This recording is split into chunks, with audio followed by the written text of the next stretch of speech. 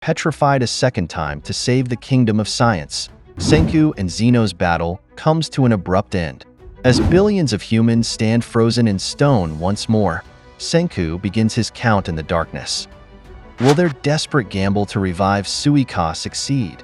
And if she awakens, can one young girl shoulder the burden of reviving humanity? Let's find out.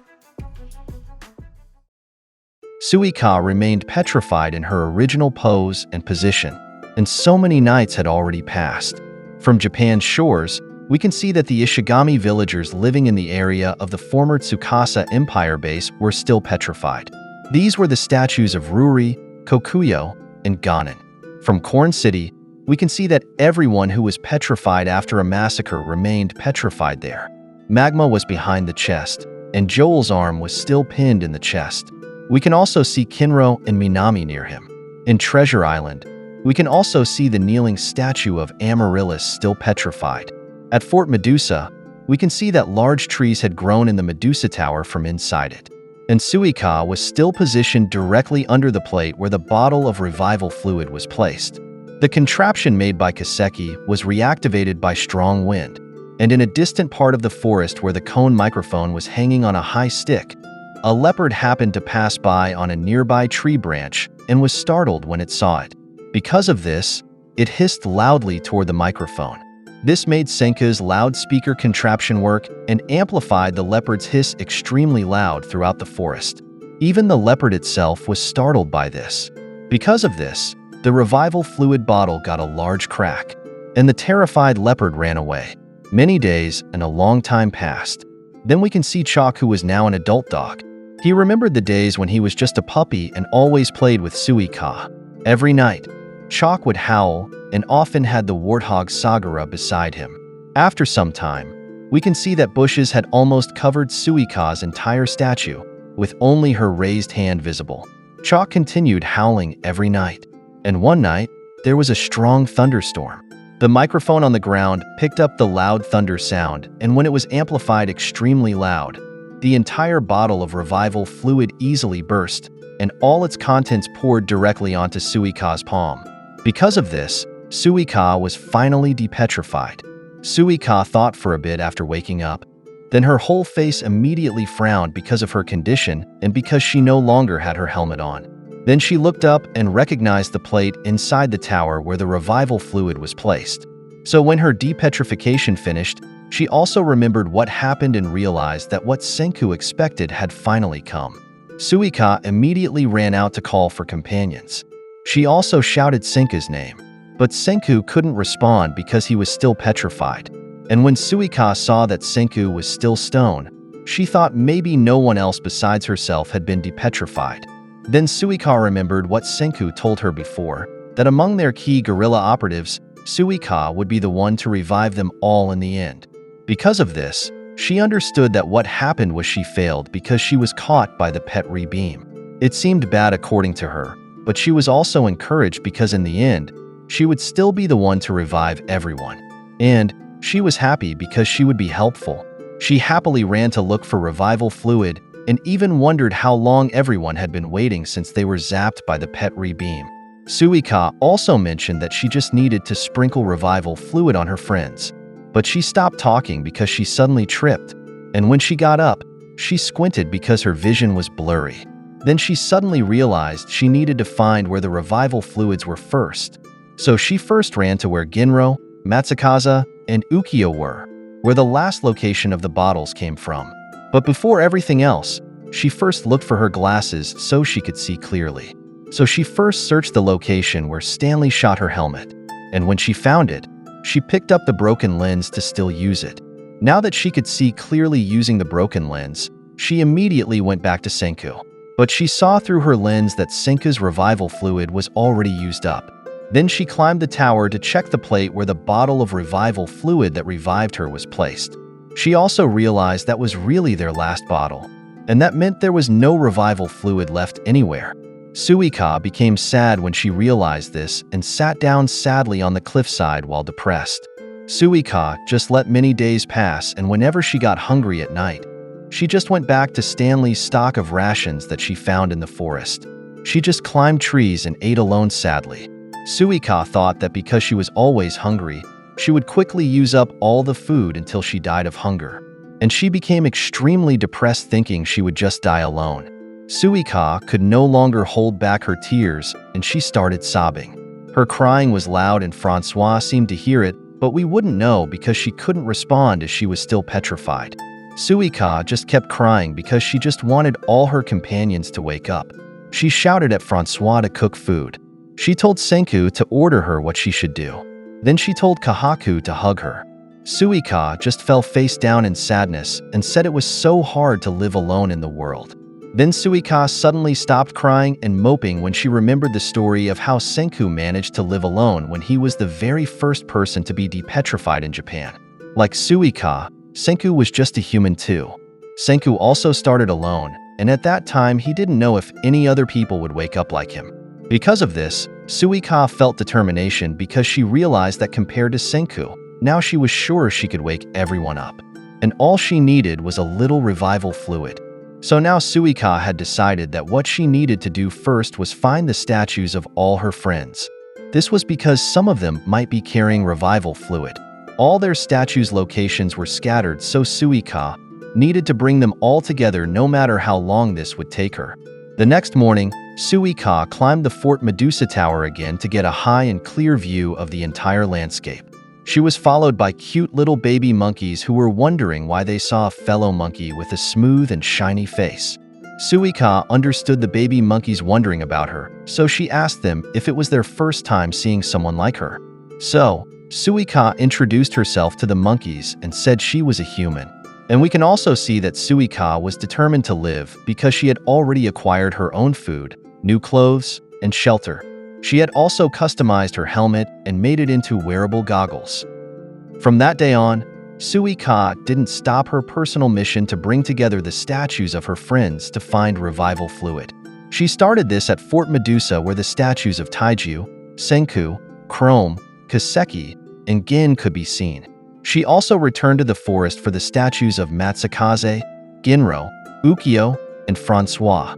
When Suika approached them, she even imagined hearing them speak. Matsukaze asked her if she wasn't in a hurry to find them, and Suika apologized. Francois asked if that wasn't why they set aside the revival fluid in advance. And Ginro said that at least they were together again. Suika was happy with what she imagined and also felt intimacy. Then she forced herself to drag Ginro's heavy statue while saying she wished they could speak, because she missed them all so much.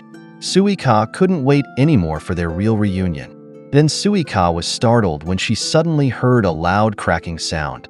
And when she saw that she had broken Ginro's arm, she was extremely shocked and nervous. But Suika continued carrying Ginro on her back to Fort Medusa. When Suika arrived inside the fort, she immediately looked for sticky stuff in Senku's things because she knew that if a broken piece of a statue eroded, it couldn't be joined again. But while Suika was feeling through Senku's pockets, she found something hidden. And when she took it out, she was just disappointed because it was only a piece of old paper. Suika thoroughly searched Senku's bags, and when she found the sticky stuff she was looking for, she immediately used it to stick the broken arm of Ginro's statue. And after she did this, she suddenly remembered something. She immediately went back to the forest for Kahaku, Tsukasa, and Hyoga, because she remembered that the three of them came from an intense battle, and there might be broken pieces scattered in their area. Suika decided to hurry and gather those. When she approached Kahaku's statue, she became sad because she missed her so much, so she hugged her first. Suika still managed to carry Kahaku's statue on her back even though it was very heavy for her. So she just thought and said she wished she had a motorcycle so she could easily carry Kahaku. And when she said that, she suddenly got an idea about spinning tires. So she went to where the motorcycle parts were piled up to get rubber tires. She attached 2 of these on both sides of the stretcher she built and placed Kahaku on it. Because of this, she no longer struggled to carry the statue, and before sunset, she had brought all her friends' statues inside Fort Medusa and lined them up neatly. She imagined Ryusui telling her, "Well done." Next was Ukyo saying that because they were all together in one place, they shouldn't worry about losing any broken pieces anymore. Then Kahaku spoke in Suika's mind and said she might be tired, so she should rest first and let them take over. Suika's heart was touched when she heard these heartwarming words from her friends, even though they were just her imagination. When night came, Suika rested first on the rooftop of her small shelter at the top of the tower. She knew her friends weren't really speaking, and the truth was she was still alone in the world. The next morning, Suika crafted a fish catcher while remembering Luna and Chelsea. She realized that because she couldn't see their statues anywhere, it meant they were the backup revivers when she was captured along with Francois, so they went in the opposite direction. Before looking for them, Suika first went fishing and caught many fish in the river. Then she immediately cooked these and smoked them, and she also ate one cooked fish. Afterward, she buried them and put them in a tire hole that she used as a backpack. And now she said the Suika exploration squad was ready to set off.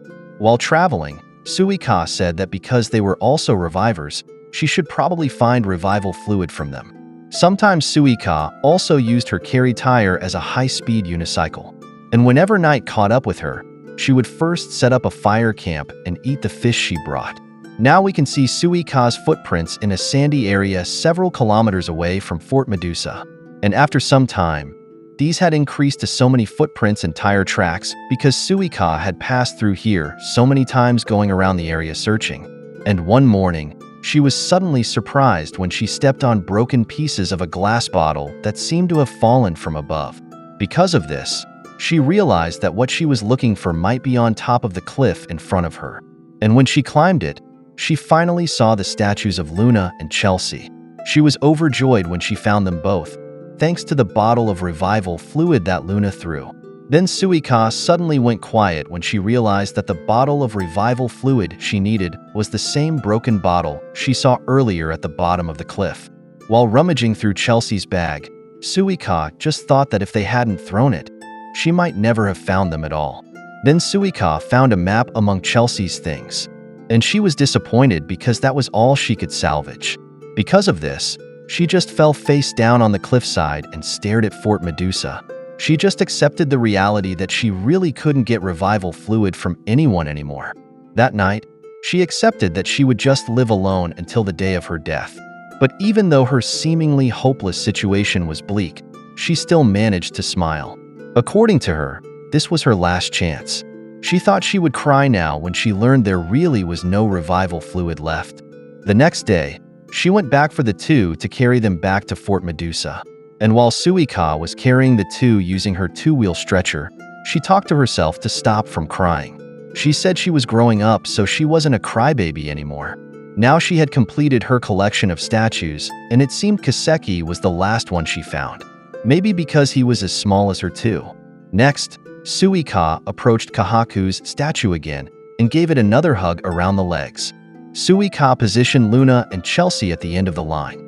Her positioning on the statues was also stable and balanced.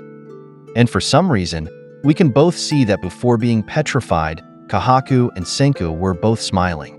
Next, Suika's stomach growled from hunger, and she was embarrassed in front of Kahaku. So she went to Chelsea's statue to ask her what she should do next. Suika said she could eat, gather strength, and make a plan. Or she could also explore and find different kinds of food. And when Suika said that, she realized something. She remembered that Chelsea loved to explore and always had her own self-made maps containing many things. So Suika took out Chelsea's map that she got from her before, and when she looked at it, she noticed there was an area labeled Fruits on the map that she could easily reach. From then until now and wherever in the world Suika went, she was still the type who happily found different kinds of fruits in the forest. So she brought home many fruits to the base and told everyone that even though they still couldn't speak, they were still working hard teaching her different things. It was also in the nature of science that as time passed, its lessons were always passed down from person to person. Suika mentioned that it was like writing lessons on paper. And when she mentioned paper, she suddenly remembered the paper she found before from Senku's pocket, so she immediately went back for it. And bingo! That paper contained a fully detailed chart showing how to make revival fluid from scratch. Suika remembered the broken revival fluid bottle that Luna wasted and told herself that when humans need things, they start from nothing. And Suika herself was human. So she told Senku's statue that they would meet again. And she was sure about what she said. While crying in front of her friend's statues, she said she would also start from nothing, and she's gonna do some science. Then in her mind, she realized she was still a crybaby in the end. After Suika's emotional moment, she got up and strengthened herself. She said that even though she was alone in the world, she just needed a little science to revive everyone. She would do her best, just like Senku always did. When she saw Einstein's equation for mass energy equivalence written on Senku's clothes again, she copied it and wrote it on her clothes using her fingers. Now Suika had intense determination. She first brought Senku's notes to her shelter at the top of the tower, and she was still slow at reading English. But eventually, she read that the title of the notes was Revival Fluid Recipe. Suika was pleased because the concept of writing was amazing. Because of this, Senku was still able to teach her about the details of tricky science stuff. So she was happy with her right decision to study hardback when they were being taught to read at Ishigami Village School. But Suika still got dizzy and lightheaded, because reading and understanding were still two different things. So she just collapsed because of this. The first two methods Senku taught in his notes were the Ostwald process and the electrical arc method. And while reading this, Suika learned that she needed a type of acid, nitric acid. And she also noticed there was a third method to make this. But when she read the third method, she was so disgusted by that idea that she immediately rejected option number 3. And to reinforce her decision, she reasoned to herself that according to the notes, option 3's process was too long. And she couldn't make it any longer because she wanted to see everyone again. So she settled for options 1 and 2. Then she tore out option number 3 from the notes and returned it to Senku. Now Suika gave an enthusiastic smile and said she would work hard on her first ever science project. Even though the directions made no sense to her, she still planned to follow them, and she believed they would work. So she worked hard all day, every day. She tried option 1 and used sulfuric acid. But when she mixed the chemicals, the chemical reactions became too violent and several pots that broke. So Suika tried option number 2 instead. But because electricity was involved, she easily had accidents and electrocuted herself. Because of her consecutive failed attempts, she just went to her friend's statues and knelt in front of them. Only now did she realize how tricky the project that Chrome and Senku always did was. Suika was sad to admit to them that what she needed to do was too difficult for her. She even said she really wasn't helpful after all.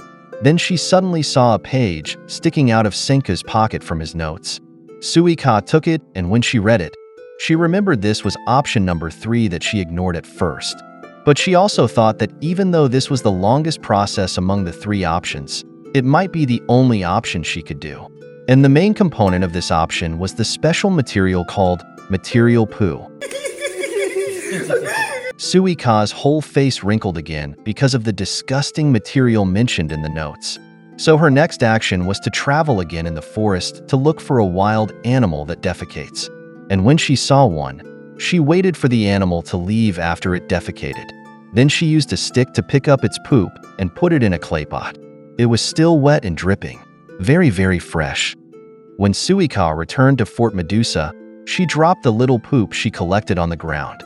She said this wasn't enough, so she became extremely nervous after asking herself if she had any other accessible source of poop. She already knew the answer was her own poop, but before the idea could linger in her mind, she was immediately disgusted by it and rolled around on the ground to remove the idea from her thoughts. Then she suddenly looked at the sky when she saw pelicans flying. Because of this, she remembered that these were also a source of lots of poop, so she immediately looked for their guano location on Chelsea's map. She reached the location by canoe and saw that many pelicans were leaving bird poop here. So she used a stick again to collect lots of poop material. Over time, Suika also cultivated her own nitric acid field. Then she died inside when she learned she would have to wait a whole year after burying the mixture of poop and ashes from burned vegetation.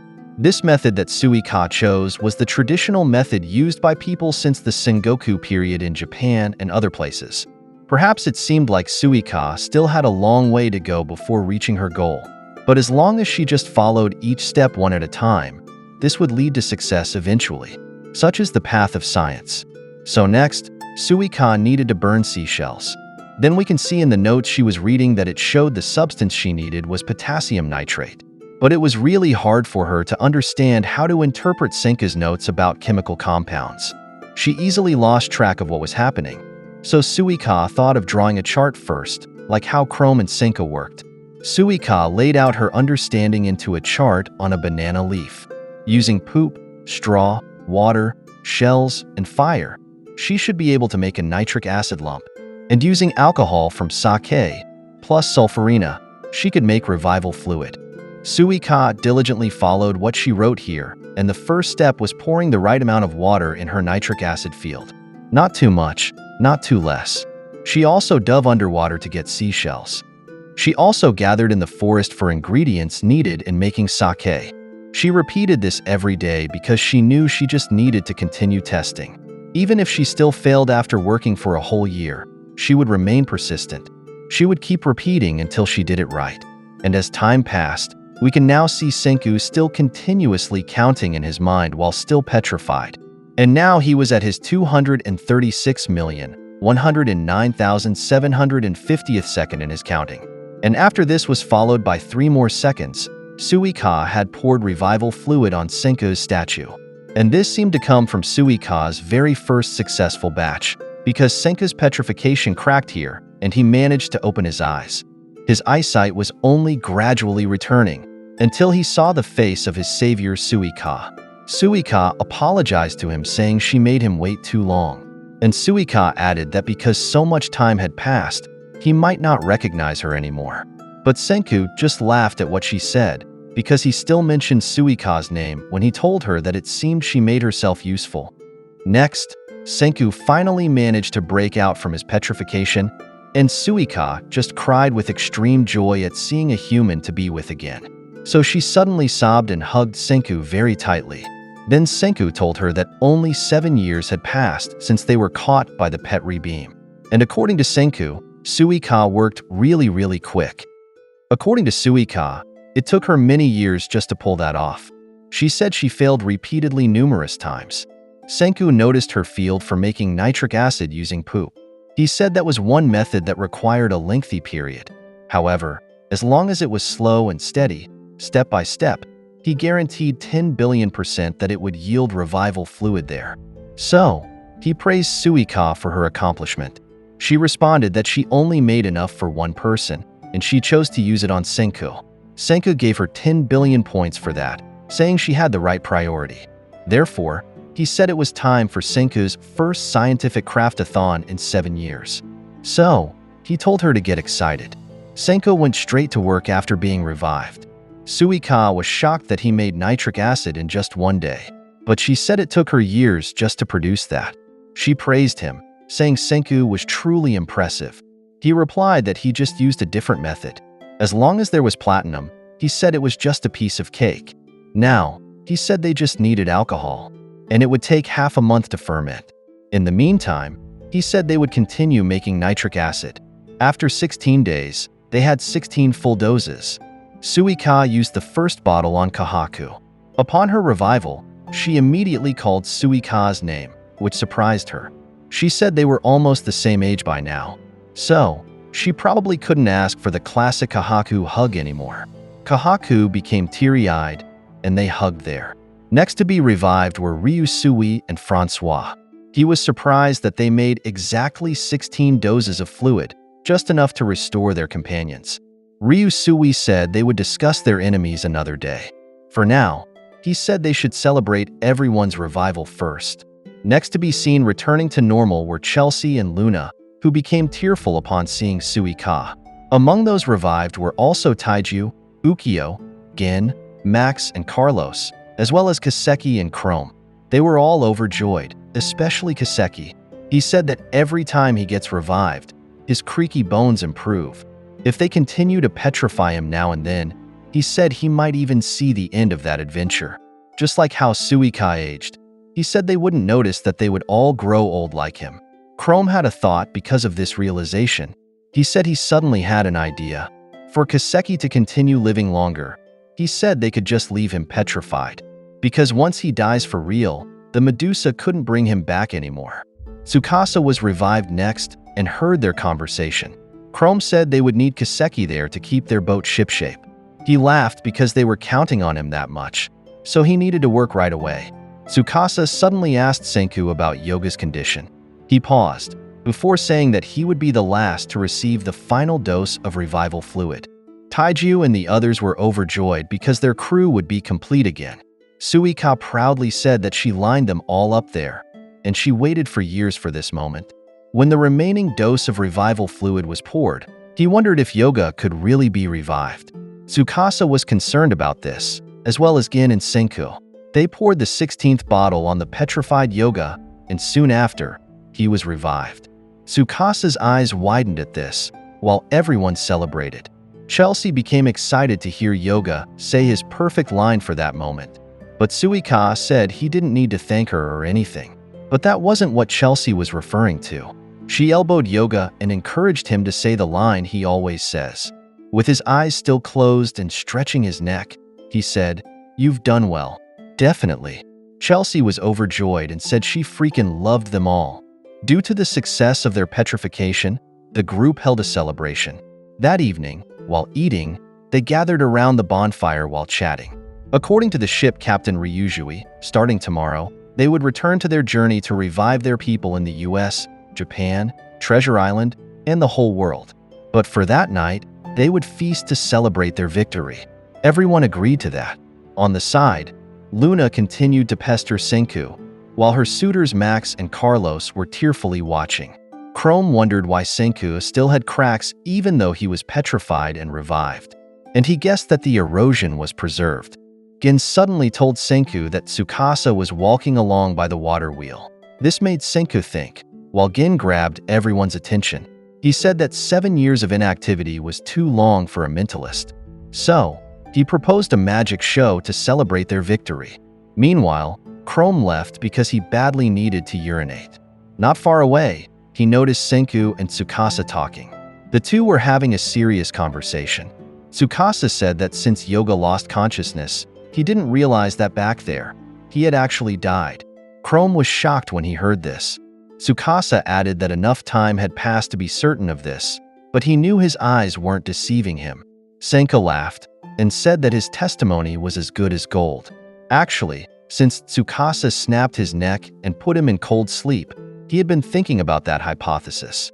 Now, they had solid proof from their unplanned, death-defying experiment. Tsukasa agreed with this.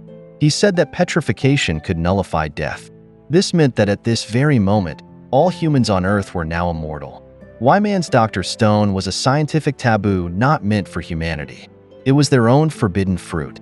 Earlier, before Chrome left the celebration, he noticed Kaseki there. He thought that if they wanted to extend his life, they should have left him petrified. If they revived him normally, he would die before them. While walking, he said he hadn't thought of that before. Back to the scene where he overheard Senku's conversation, he heard that the Medusa's light had the ability to revive the dead. From that moment, they and others had everlasting life. Chrome jumped with joy at this discovery. He couldn't believe it because this meant Kaseki wouldn't have to die anymore. Senku just responded with maybe, and said it was thanks to Y-Man. Chrome was excited. Chrome couldn't believe that all this time, they have been calling the Y-Man a villain because he was scary. But he seemed like a swell dude at this point. He suddenly stopped and wondered why Y-Man still wanted to petrify them if that was the case. He said that Y-Man fellow was hard to read. Tsukasa responded that they just needed to go and ask him personally before they get hit with another wave of Medusa. Senku agreed and said that all they needed was their journey to the moon. And if they were preparing for a moon mission, it was very convenient that they had a bona fide expert with them. Senku poured the 17th dose of freshly made revival fluid on Zeno, while Chrome asked if they were sure they should revive him. According to Tsukasa, it was fine, assuming Stanley wasn't in the picture. Chrome just agreed since Tsukasa was on their side. Zeno wouldn't know who would hit him if he tried to do something. Senku thought this wasn't about muscles and weapons anymore. He said the world's rules had changed 10 billion%. When revived, Dr. Zeno was fascinated by the light of immortality. As usual, he said it was truly elegant. It violated the natural order using nefarious science. Chrome questioned the mention of the word nefarious. He asked what it meant and what was so wrong with it. He thought that if no one would ever die again, that would be the baddest science. So, he ran excitedly to tell everyone. However, Tsukasa stopped him. He said that living forever might be a fate worse than death. He asked him to imagine an unending world. Their planet would be filled with tens of billions, or maybe even trillions of elderly people. Their food and other resources were limited. What awaited them would be a dystopia where tyrants would act as gods and choose who would be purged using eternal petrification. Senko said they didn't even know if they could stave off cell decay and aging process yet. And given their devices' dead batteries, they couldn't run clinical trials right now. Therefore, until that mystery was solved, that big secret should remain just between the four of them. Because if future revivees learned they were immortal in this new world, their rules would break down, and they would quickly lose control. Chrome became troubled by what they said. Zeno added that this was power over life and death itself, and whoever commanded that power would surely become a perfect tyrant. Nevertheless, he asked them why they risked telling him this.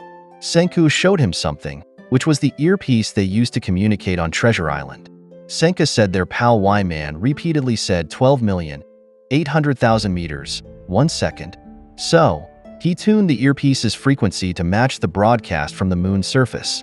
Dr. Zeno attached it to his ear and was impressed by the pure radio silence. Senku added that Y-Man's stony message was beaming down non-stop before, but the second he petrified everyone, he stopped saying anything. Chrome thought it was clear now. Although they weren't sure why, Y-Man was hellbent on petrifying everyone, as long as people were living in that world. Like Senku said, they had new rules in that world. The dream of becoming a tyrant would get nowhere now. Humanity might be immortal at present, but the price they had to pay for it was a life sentence in Y-Man's stony prison.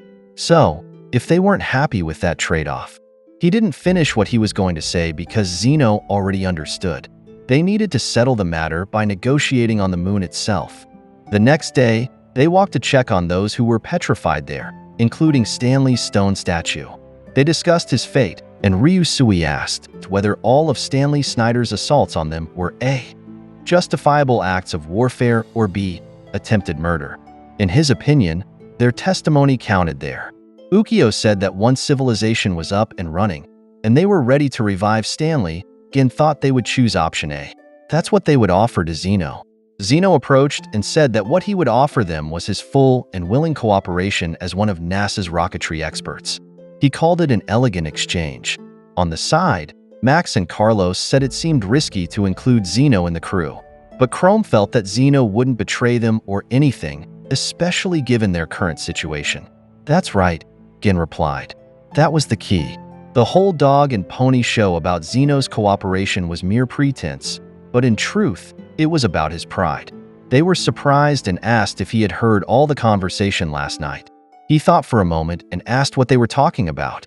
Zeno stared at his friend Stanley's statue and remembered the past.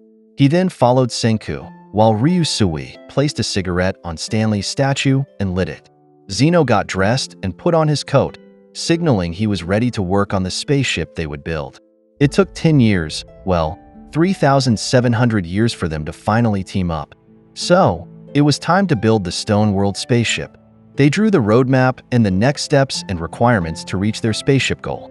And once again, this was a good reason to be excited. Dr. Zeno had joined the party, and Ginro questioned whether this was the best idea.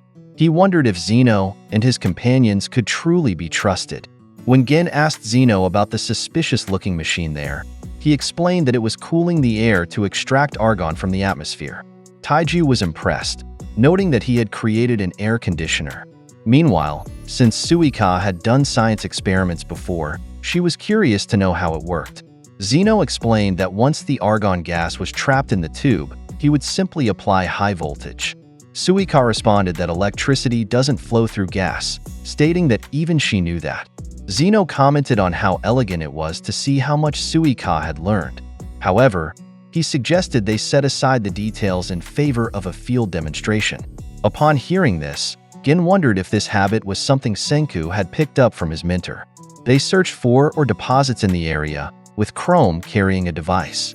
When he pointed it at some rocks, he was surprised by how the device responded. Zeno instructed him to observe the pulse. Their gas suddenly became conductive, thanks to radioactive elements from the minerals. Gin became concerned upon hearing the word radioactive. He asked if this meant the device was a Geiger counter. Luna became frightened at this, but Ukyo assured her that it was relatively safe. Now, he explained, they could measure radiation. Max suddenly commented that there was indeed a dark side to Zeno's science. However, Zeno clarified that this very method was commonly used to locate or deposits in the 21st century. He added that even a studying child could create this using gas, for example, from a lighter. Using the device, they identified where to dig to obtain the materials they needed. As a result, they brought numerous rocks onto their boat. Gin was impressed when he saw the different types of ore they collected. He felt that he had seen these rare stones in Monster Hunter before. Senku was delighted when he handled these rare metals that they would need to build the spaceship. He commended the excavation team regarding the impressive treasure haul. Zeno called it a true stone sanctuary. However, he mentioned they still needed other metals. Senku knew what he was referring to and said they would salvage it. They retrieved something from underwater, which turned out to be the Perseus. When they raised it, Kaseki couldn't believe its condition. He apologized to the ship, saying it had to wait for 7 years. Chrome noticed that the ship had turned red, and Gin explained that it was rust. Zeno explained that when they abandoned it, its drainage function was lost, causing it to sink to the bottom. Kaseki was fired up and declared he would ensure the Perseus would be revived. However, he was surprised to see them breaking it apart and taking pieces of the ship. He tried to stop them, but Ryusui explained they were recycling its iron. Chelsea explained that there was no iron in that part of South America. Senku added that it was good they had a way to rebuild the Perseus to be faster, better, and stronger. This encouraged Kaseki, and Gin was impressed that Senku knew how to motivate Kaseki. They planned to combine metal with metal, using science to activate its super combining transformation sequence, which would give them the superalloy they needed. They were at Martin Garcia Island, where they utilized the collected ore. They took iron and mixed it with small chrome or bits. Suika became concerned when she heard chrome, thinking they would mix Chrome himself into it. That's right, Zeno responded. He explained that when they mixed Chrome into the mixture, it would give the new alloy new characteristics and quirks that would strengthen it. This was a key scientific principle. As a result, it wouldn't rust and would have no corrosion. This would result in an invincible superalloy.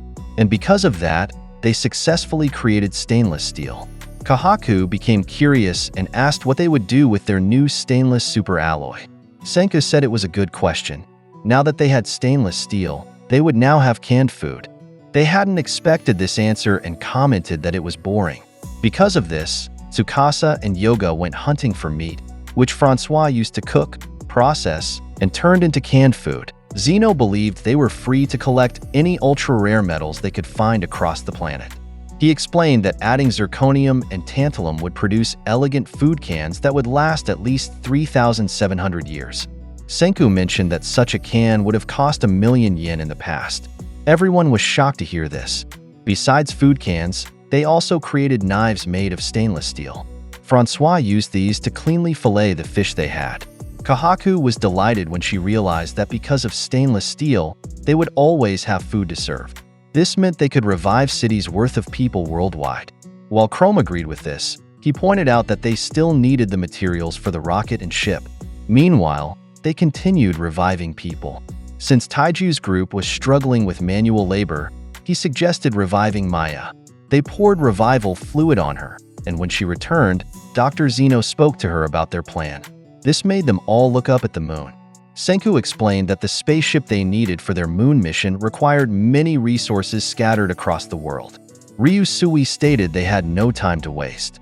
He said they would handle crafting the new ship while continuing the worldwide treasure hunt. Zeno suggested they divide and conquer. He would take charge of the rocket engine, while Senku's group would work on building the new Perseus. Senku agreed since time wasn't on their side, saying science professionals couldn't work buddy-buddy together. Meanwhile, while holding the food can, Zeno mentioned that their stainless steel was only level 1. He explained that if they wanted to reach Y-Man using an aircraft, they would need a more superior superalloy.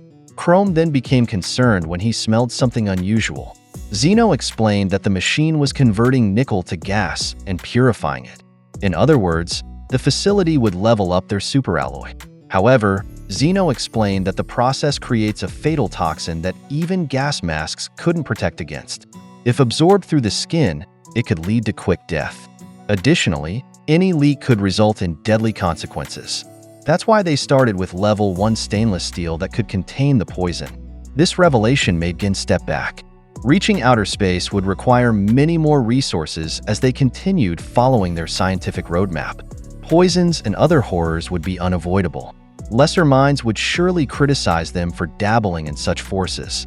Therefore, this journey would require a villain. Zeno would gladly accept this role as the science user of darkness. He would ignore the bleeding of the mindless masses to freely commit to the necessary science. Meanwhile, Senku would be their science user of light. He would lead them to a bright future. Zeno commented again that it was truly elegant. For every role, there was a perfect player. That night, Chrome pondered. Combining different types to create the strongest possible team was like creating a superalloy. Taiju continued digging, with Maya joining him in this manual labor. Kahaku remarked that finally, people could unite as one. Because of this, they had founded a superalloy city. They would use science to fight against the power of the fantastic, through both the scientist of darkness and of light. Zeno, along with Chrome, would be responsible for the rocket engine, while Ryusui and Senku would build the new Perseus. Chelsea suddenly wondered about fuel for the ship. She asked about oil, noting that there wasn't a single drop of it in that part of the Amazon. Ryusui then asked if they needed to sail again. Senku just laughed and said that the new Perseus would be a ship of the future, so it would run on future energy. They were shocked and curious about what this future energy might be. Senku picked something up and said they heard correctly. They would use raw stinking garbage. They felt sick watching him collect it. He added that it was called biofuel. He instructed them to bring him organic waste. They would combine leaves, food scraps, and poop, then collect the gas leaking from this rotting heap. They couldn't believe poop was included in this, and Suika asked why it had to be poop again. After a while, they gathered 3 containers of waste. Someone asked if once the garbage started giving off gas, wouldn't it just disappear? He responded that's why they would build a tank to hold the gas. Gin was familiar with the tank he mentioned, saying he had seen similar ones in factories. However, making such a perfect sphere would certainly be difficult. Nevertheless, they began this project. Kaseki used a torch with hydrogen and oxygen obtained through water electrolysis. After his hard work, he showed his final result. Gin couldn't believe the outcome since it wasn't a perfect sphere. According to Senku, that was fine for their purpose. He explained they just needed to fill it with water and cause a small explosion inside, which would result in a nice and round sphere. Gin's eyes widened when he saw this. He asked if that was really how they made tanks round. On the other hand, Gin observed what Zeno and Chrome were doing. When he asked what it was, Zeno explained that the heat of a standard furnace wasn't sufficient for most superalloys, so they needed to melt it using an electricity-based induction heater. When Gin asked why the power cables looked like hoses, Zeno responded that they carried water as coolant. Otherwise, the heat would melt the cables themselves. Back with Senku, who was with Suika, Gin asked what they were doing. Senku explained it was the Fischer-Tropsch process, acknowledging it was difficult to understand. He clarified that this process was pioneered by the German military since they didn't have much oil to burn. It converted raw garbage gas into liquid fuel. Back to Dr. Zeno, where Chrome was also helping. Zeno explained that their metals there, such as nickel, chrome, iron, and others, were extracted from rocks. When combined, they would create the ultimate peerless superalloy known as Inconel. It was a truly elegant alloy capable of creating a rocket engine. Chrome was excited because he had never heard of it before, yet it was incredibly strong. While staring at these metals, he commented on how wild it was. In just half a year, they had combined these using science. After all, the whole time, these were just rocks in the ground. Several more days passed where everyone worked together on their projects. Not just those making the engines, but also those working in the mines. They continued making gas tanks as well. After getting tired from lifting, Senku asked how Zeno's engine was coming along. He replied, "Just fine." When Zeno asked him back about his liquid fuel, Senku said there were no problems on their end. Finally, The day arrived to unveil their first test run. They tested their rocket engine, and it worked. At last, they had acquired a Level 1 rocket engine. Taiju was overjoyed when he saw the real live rocket jet. However, Zeno clarified that to be precise, it was a gas turbine engine. He explained that launching a spaceship would require endless improvements until they achieved a Level 99 engine. Fair enough, Senku replied, adding that they had taken their first step toward their moon mission and confronting Y-Man. According to Zeno, what humanity had achieved over thousands of years, they had accomplished in what seemed like the blink of an eye. He believed that from tomorrow, this would lead them down different paths. Senku agreed, saying Zeno wasn't wrong about that. This made Taiju and Kahaku pensive. The next day, Ryusui announced they would split into 3 groups, which surprised everyone. He explained that he understood now that the city was on track. Everyone might want to settle down and live a little. But Chrome pointed out that the rest of the world was still petrified, including their companions in Japan, Treasure Island, and Corn City. Taiju agreed, saying they needed to go to Yuzuriha and the others. So Ryusui began assigning teams.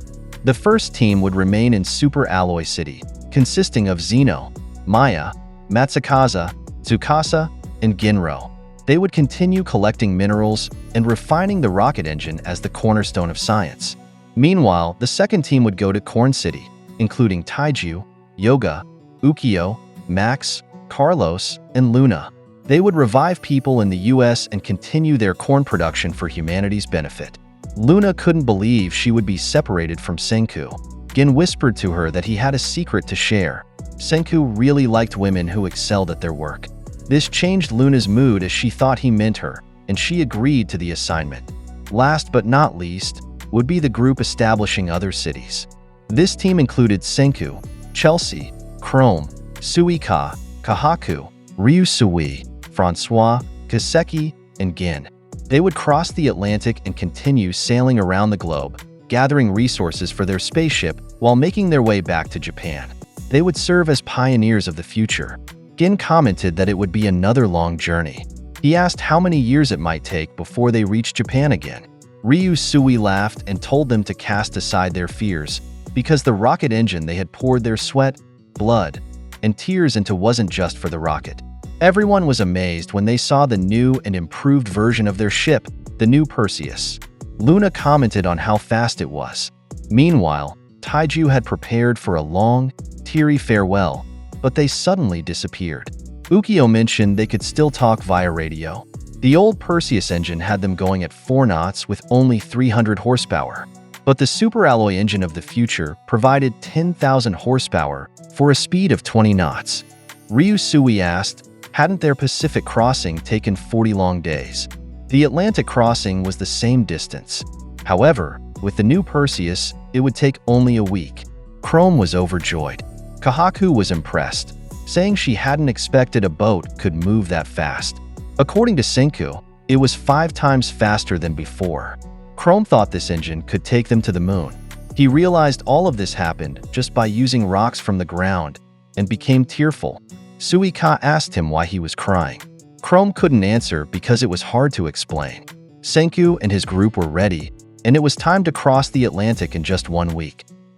In the next scene, we were shown the vast ocean and some creatures living in it like the sperm whale, tuna, and swordfish. The swordfish's peaceful swimming was interrupted when Perseus zoomed past above it. They also passed by the whale that was shown to us earlier. The speed of the new and improved Perseus was evident here as it continued to zoom through. Kahaku commented that it was hard to believe, but she mentioned that this boat could keep up with her top speed on land. Gin chimed in and explained that that statement seemed to demonstrate even more just how fantastic Kahaku was. After that, the 3 of them, along with Suika, did a titanic pose, while Kahaku happily commented that when they're on the deck, they could enjoy the cool, refreshing breeze. However, the wind suddenly changed direction and they felt an extraordinary heat. Suika then remarked that there was nothing cool about what they were doing and that she felt like she was going to melt from the extreme heat. Kahaku noticed that the sun was directly above them, while Gin pointed out that they were in the middle of the Atlantic, near the equator. Because of this, they quickly went inside the ship to escape the heat. Upon entering, Their eyes gleamed with joy because despite the scorching sun, they could still feel the cool environment. It turns out they had managed to produce AC, so they wouldn't have to worry about the heat anymore. While they were enjoying the coolness, Senku mentioned that they had also made a freezer using the same principle. Ryusui commented that the new Perseus was fully wired for electricity along with its new engine. Chelsea also remarked if they were first-class passengers because of the comfort they were experiencing now while eating shaved ice, and that science was truly the answer for her, while Gen expressed how much he missed modern living. He added that all of this was thanks to Senku and Zeno, who divided the work as scientific powerhouses. Senku agreed with him that they were heading in that direction, but he said they were still far from the end and gave an example. While this was happening, we shifted to the situation of the team that was supposed to go to Corn City, and here Ukio brought out a blackboard to teach his companions. He drew a world map here and began explaining that their teams would split up around the world, but they would remain in close contact while doing their respective tasks. However, he said that since they lacked communication satellites, they couldn't talk across these vast distances. Therefore, their only option was Morse code. We returned to Senko, and here he continued what Ukio said and explained that on that note, all their companions needed to learn Morse code quickly. Kahaku was overwhelmed by this because she said she didn't even know how to write, to which Suika volunteered to teach her.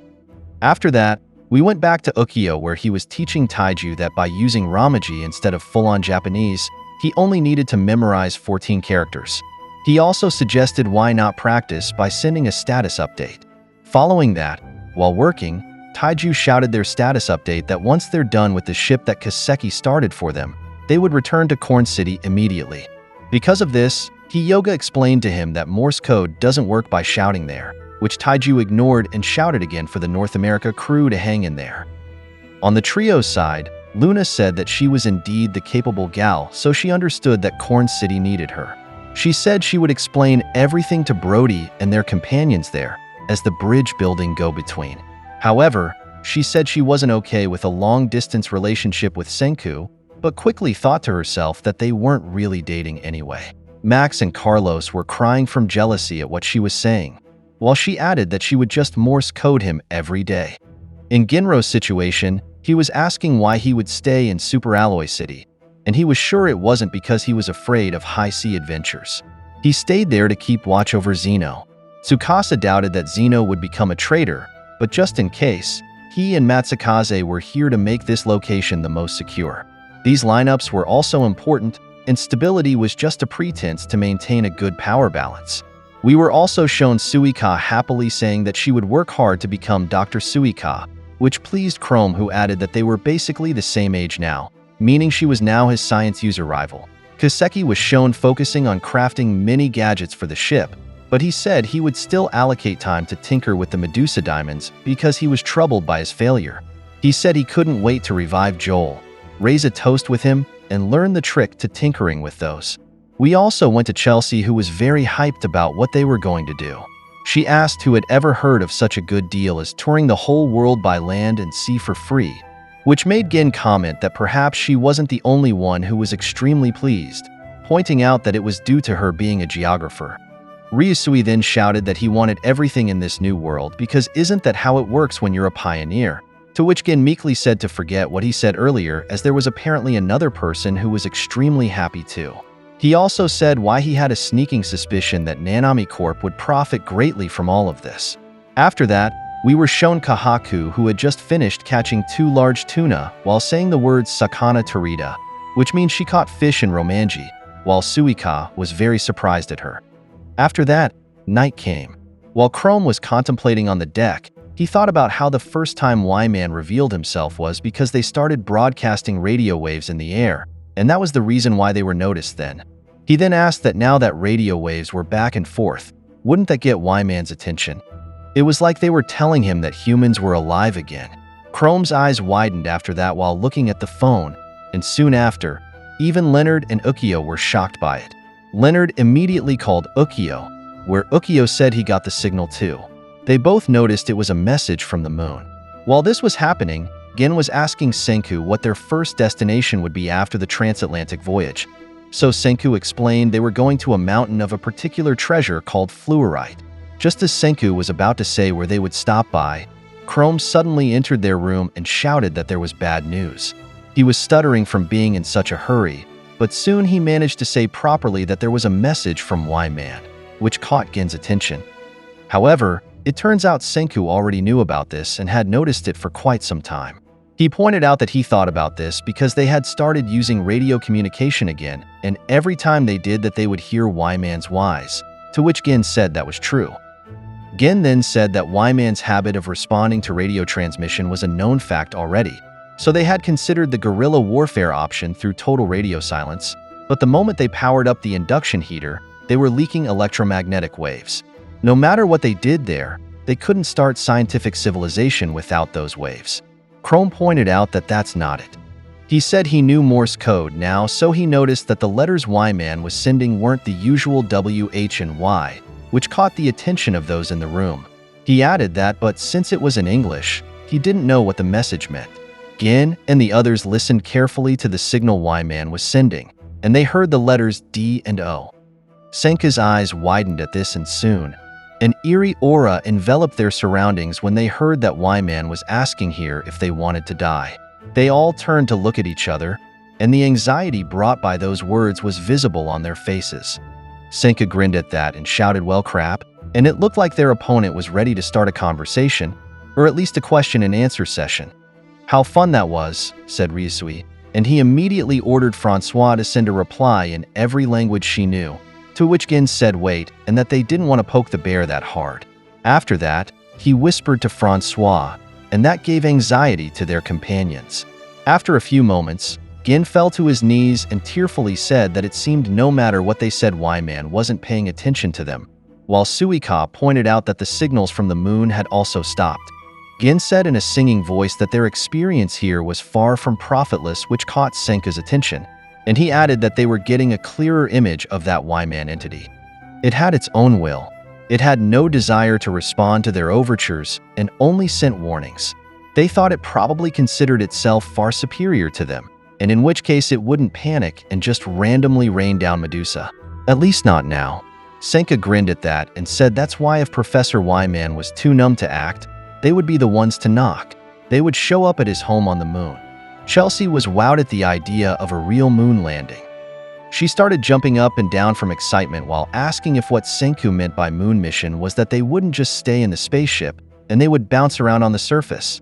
Senku answered that there was no point otherwise because what other way did they have to meet Y-Man? That was the reason why they were working so hard, hustling around the stone world. For this moon landing, they needed to craft 3 treasures. These were the spacesuit, rocket engine, and spaceship. Their first destination would be Spain, where they would find plenty of fluorite in Barcelona. Chrome wondered what fluorite was, so Senku explained that they would use it to make the suits and ship. Ryusui snapped his fingers and commented that it looked like they were heading to the waters where the age of exploration began, the Mediterranean Sea. After that, we were shown the view of Earth as seen from the moon. In the next scene, it was explained to us that fluorite was a mysterious mineral that emits light when heated, and it was also a fundamental material for spacesuits and spaceships.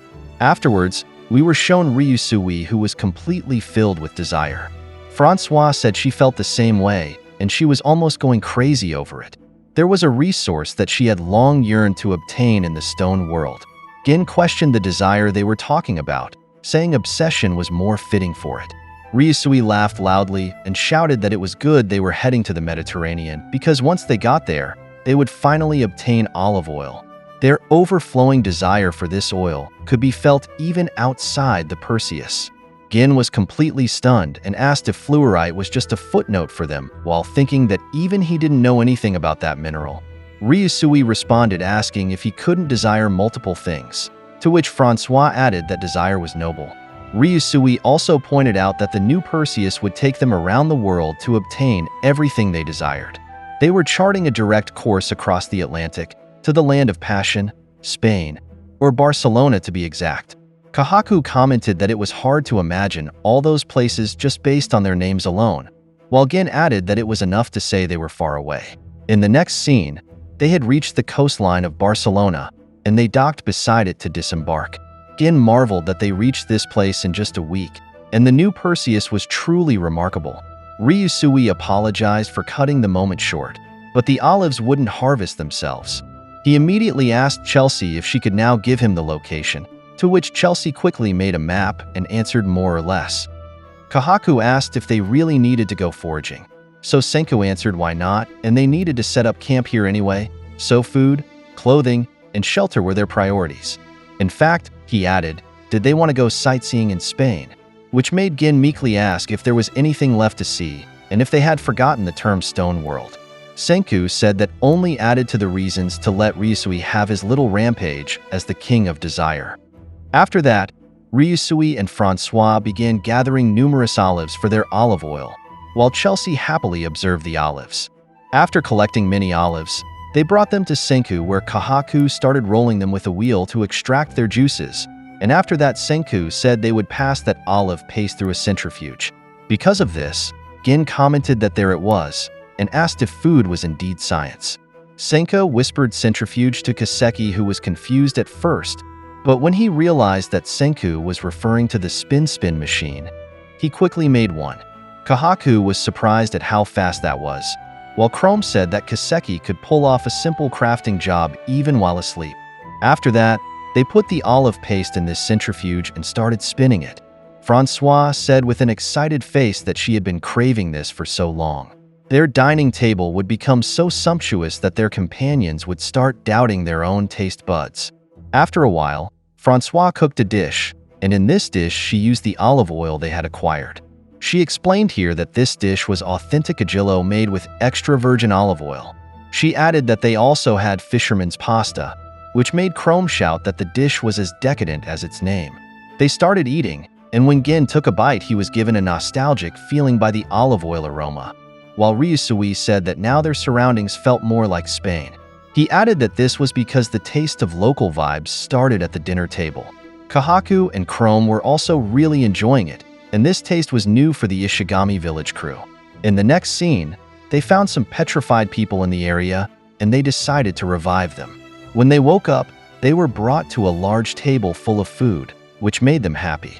During the party, Francois brought Chelsea a plate full of food and said the word "si queer," "pude repetir," which means she could come back for seconds. Chelsea was surprised by that and couldn't believe Francois could also speak in Spanish. Francois explained that she received basic instructions from those they revived in South America. She said she was still lacking in this, but gaining the trust of their international guests meant showing respect for local culture. Chelsea and Gin smiled when they heard that, where Chelsea immediately shouted that she was so slick and the most awesome, which Francois respectfully accepted. Afterward, Chelsea talked to Suika and Gin and said she had a decent handle on Japanese now, and he started mimicking Gin's way of speaking while saying that it's because she desired to have a good time with them, which amazed Suika and made Gin ask if he heard hints of them there. In the next scene, Kahaku and Chrome went to a field with many cows, and while scouting the area, Kahaku thought that if they continued reviving people, locking down food sources there would be vital. Unfortunately, one of the cows noticed them, and it started mooing loudly. Near the seaside, Chelsea brought Kaseki some bread. Kaseki happily said after taking a bite that he craved dessert because of their flavorful food. Suddenly, these two heard something beside them, and when they turned, they saw Chrome and Kahaku running away from a bull. "Why me?" Chrome asked about this. So Kahaku said that since he wasn't new to being hunted by beasts, that was why he was a good bait. Other people were concerned when a wild bull came out there. When Ryusui heard this, he shouted how fun that was, and after saying when in Spain, Francois threw him a red cloth. After catching it, he acted like a matador and taunted the bull that charged at him. The people watching him there were wowed. Soon, he managed to trick the bull and made it bump into a large tree. Because of this, the spectators started cheering for his coolness. Gin couldn't believe Ryusui was also a bullfighter, where Ryusui explained that wasn't by trade. His guts and pro-gamer training helped with that. Gin questioned his mention of guts and pointed out that his guts almost came out earlier. In the next scene, they had managed to domesticate many buffalo, and here Suika was milking one of them. Francois explained while cooking that when she had milk and olive oil, she could make a sweet that Spain was known for. Soon, it turned out what she was referring to here was churros, which had ingredients of flour, milk, sugar, salt, and olive oil. When Suika and Kahaku bit into it, they swooned from the deliciousness and even gave a thumbs up. Senku told the chefs there that the secret ingredient was potato starch because it allowed these to remain springy and doughy even when cold. Ryusui approached them and took out a bag full of coins, saying it was his payment to them, which surprised them. Ryusui explained that he would have coins thanks to their obtaining of superalloys, and Francois added that because rare earth metals possessed inherent value. This was where they acquired hard currency, and we were shown here the 500 dragos made of ferrochrome with Kaseki's face, 1,000 dragos made of ferronickel with Chrome's face, 5,000 dragos made of ferromolybdenum with Suika's face, and 10,000 dragos made of ferroniobium with Senku's face. While walking back, something caught Ryusui's attention.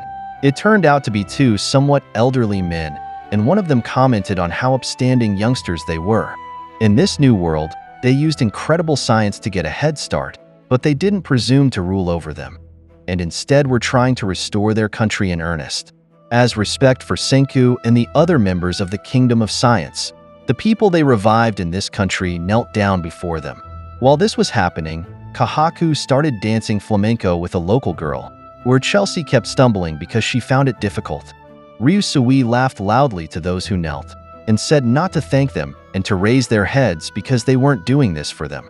He said he was just a greedy guy who desired everything, which made Gin shout that that was as suspected. He added that in their quest to revive the world, they moved from country to country, so they didn't have much time to stay and lead the masses. Ryusui also explained and said that those who work were professionals for him, and pros deserved fair compensation. That was how Ryusui Corp did business. He added that it wasn't bad for them to control the leading currency of the new world, which made Kahaku comment that she sensed more schemes coming. The people they revived suddenly shouted fair enough, and that they were ready to work while raising their tools.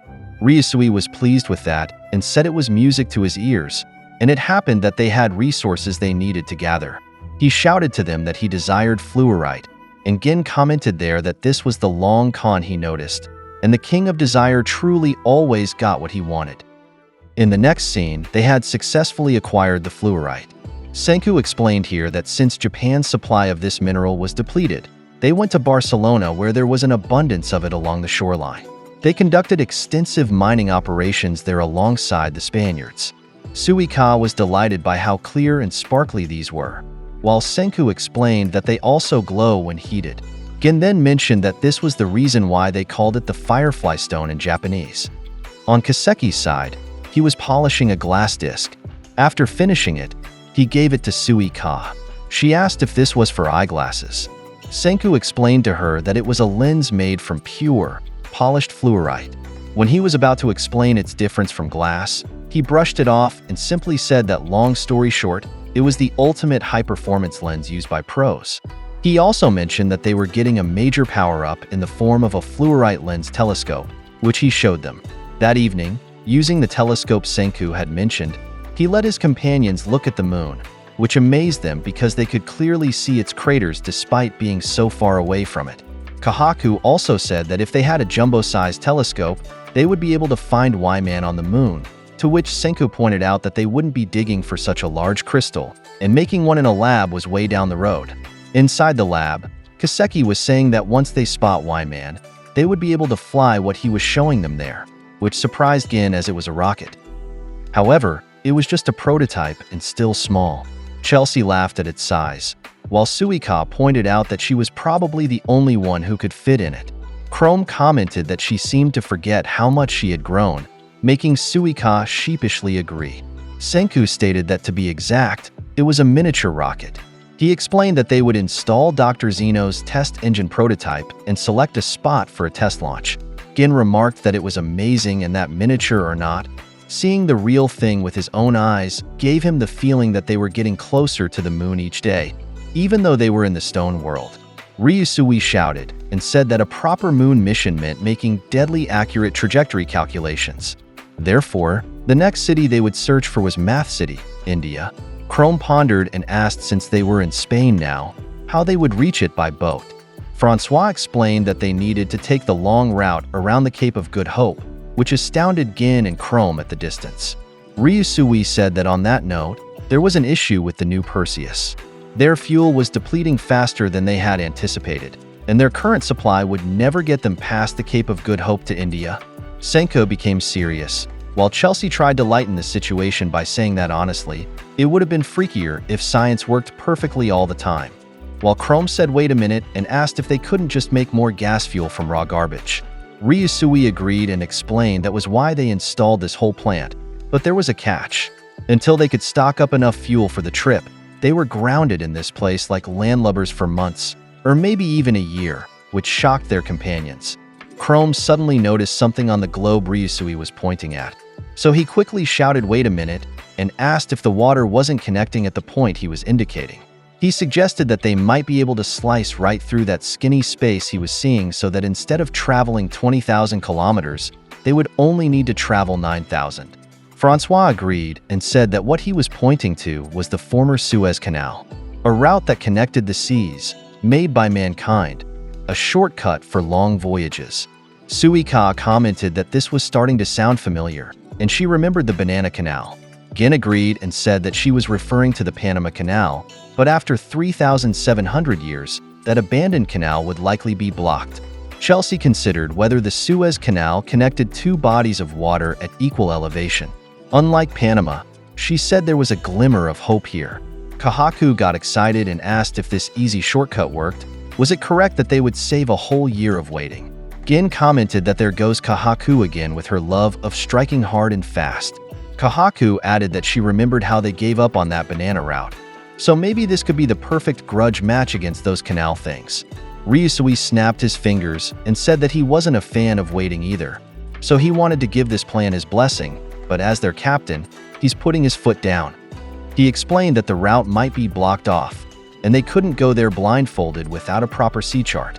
If they really ended up at a dead end there, he added, trying to turn back would be risky. Chelsea thought if only they could scout it in advance, making Gin comment that says the world's greatest geographer, to which Chelsea acted shyly as she asked if he was trying to make her blush over here. When Chrome mentioned that if only they had a telescope that Chelsea could use to see it from afar, they suddenly realized something and turned to Kaseki, who was holding the telescope. After that, they immediately set sail and prepared a hot air balloon. Upon reaching a relatively open area, they launched it with Chelsea, Senku, and Ryusui aboard. Chelsea was delighted and said that she could now see the Suez Canal and easily make a sea chart. From the Perseus, Chrome and Kahaku asked them how they were doing up there, and if they thought they could pass through the so-easy sea route thing. Chelsea's eyes widened at this, but it soon became apparent that it was because the passage was blocked, which left Chrome and Kahaku speechless and Gin tearfully commenting that as always, they were unlucky. However, Chelsea seemed to notice something else in the area, so she quickly looked at it. She then said to hang on as she had a fun fact. Their ship would definitely hit a dead end, but the sea route was still there. There was just something like a dam made of what appeared to be dead trees and junk. Ryusui said that he thought many climate changes had occurred over the 3,700 years. Senku responded that countless trees had grown for a brief moment, but their prosperity didn't last long, and over time, they withered and drifted to form a natural dam. When Kahaku heard this, she immediately grabbed an axe and excitedly asked if someone called for destruction, to which Senku and the others said it was still 20 kilometers away. They briefly showed us here the dam that was blocked by tons of wood. Next, Chelsea told them that sailing over to destroy it would be risky, so Ryusui added that they had no choice but to blow up that dam. He said they needed to secure the entire route before going through that canal since there might be no way back. Senku started laughing and asked if they were telling him that they were outside the canal, but 20 kilometers inside it was a wall they needed to blow up. Suika was concerned and commented that it was a challenge, while Gin asked how they would do it. Before Gin could finish his question, they showed us their prototype rocket, which Senku angled. Gin was completely shocked when he saw it, and the group was split between the team who got it and the villager team who didn't understand how extreme this situation was. Gin asked if this was serious because surely it couldn't be real. Following that, they explained to us that they equipped this rocket with dynamite, wirelessly controlled fins, fuel, Inconel superalloy, and Zeno's jet engine. Senku recalled what Zeno had told him before that science's power, while also remembering how he and Taiju had made a rocket before. During these moments, he thought about what Zeno had told him, that he didn't need to explain to him anymore that his small rocket and a ballistic missile were fundamentally the same thing. After that, while returning to the present, Senko happily said that with Zeno's help, he had finally made it happen, the first one. Soon after, they launched the rocket into the air, and Senku began controlling it with his wireless controller. It flew quickly through the air and swayed side to side. Nevertheless, Senku still controlled it skillfully. When the rocket came within Ryusui's range, he immediately took control and began piloting its flight. Chelsea pointed excitedly while watching it fly, and this was how they finally acquired the missile. Ryusui proudly boasted about this and declared that using the power of science, they would blast into the future. Soon after, the missile finally hit the dam blocking the canal, causing a massive explosion and opening their passage. Thanks to their plan, they managed to open the path to the Suez Canal, which made Chelsea cheer. They immediately raced the new Perseus inside while shouting that they had blasted past the Suez Canal. Chrome was impressed and said they were blasting their way through to the quick shortcut. Now that the obstacle was gone, they could head straight to India. Kahaku asked what they were pursuing in that country. She knew it was Math City, but she wondered what that meant. Ryusui commented that it was a stellar question and quoted Galileo Galilei, saying the universe is written in the language of mathematics. He explained that their goal was that universal language, the wisdom of humanity itself. Chrome and Kahaku got excited about it at first, but it quickly faded as they commented that it sounded cool but still didn't explain anything. Ryusui explained that in the case of their missile, he was able to guide it manually. But when it comes to a rocket in the vastness of space, he said their calculations must be dead on for the flight trajectory.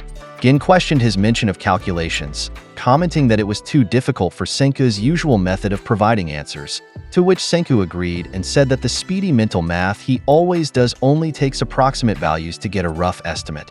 He explained that this wouldn't work for the rocket, because if their numbers were off by even the smallest fraction of a digit, it would cause a chain of errors and the end of the people aboard. He mentioned that NASA used to write pi out to 15 digits, while Gin started getting dizzy from the complexity of their discussion. Chelsea agreed with Senku and added that the whole time the rocket is flying, they needed to pump out those freaky calculations, to which Ryusui said that was why they were going to India. He explained that back in the day, math education in India was unbeatable. He said they could memorize times tables up through the double digits, while Gin couldn't believe it and said if he had studied in India, he would have failed. Next, Ryusui shouted that he desired that math power, to which Francois commented that the desire was noble, and also explained that coincidentally, Nanami Corp had built a university in India to cultivate human resources there, which made Gin comment that Nanami Corp really did a lot of things in various places. Gin said many students and professors were waiting for them, and they would revive those hundreds of master calculators, while Senka grinned and commented that even Apollo missions involved handwritten calculations. Ryusui added that if luck was on their side today, they might find Sai.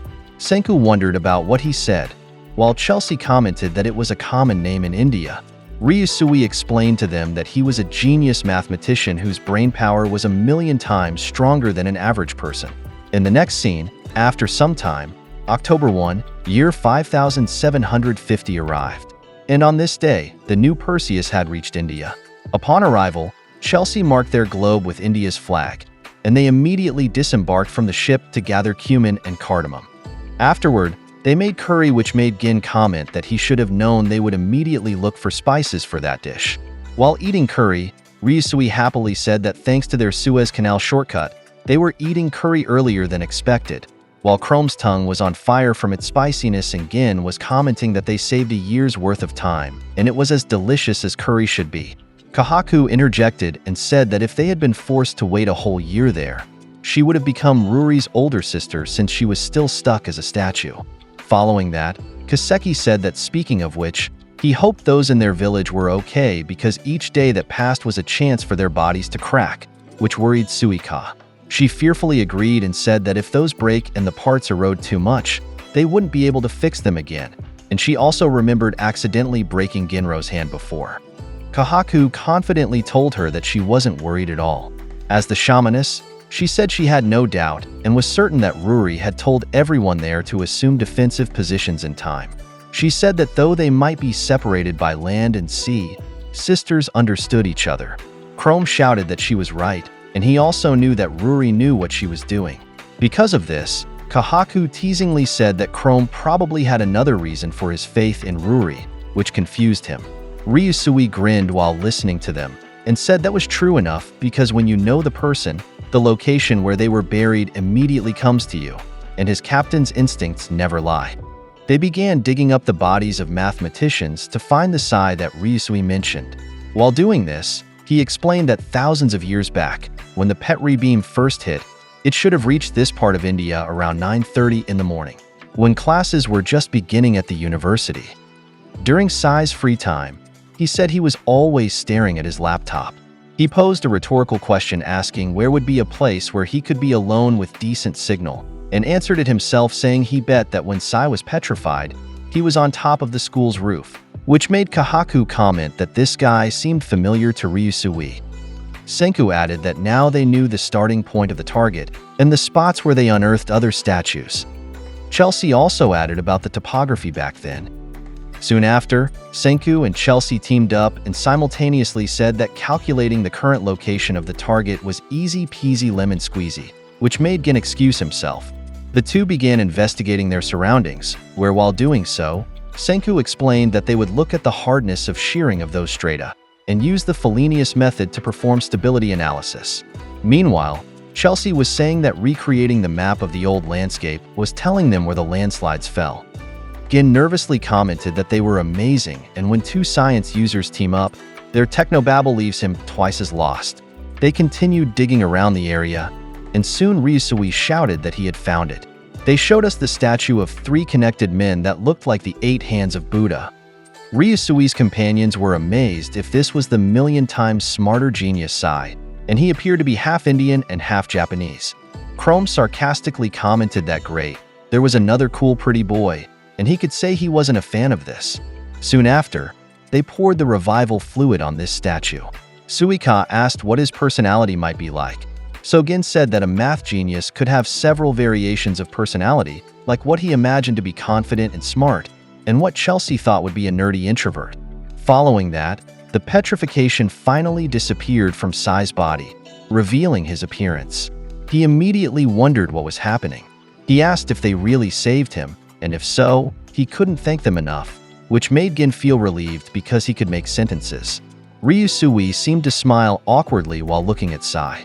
When Sai noticed him, he stared back, and soon suddenly shouted Pigya while being overcome with nervousness. He started running away from them while still shouting the same word.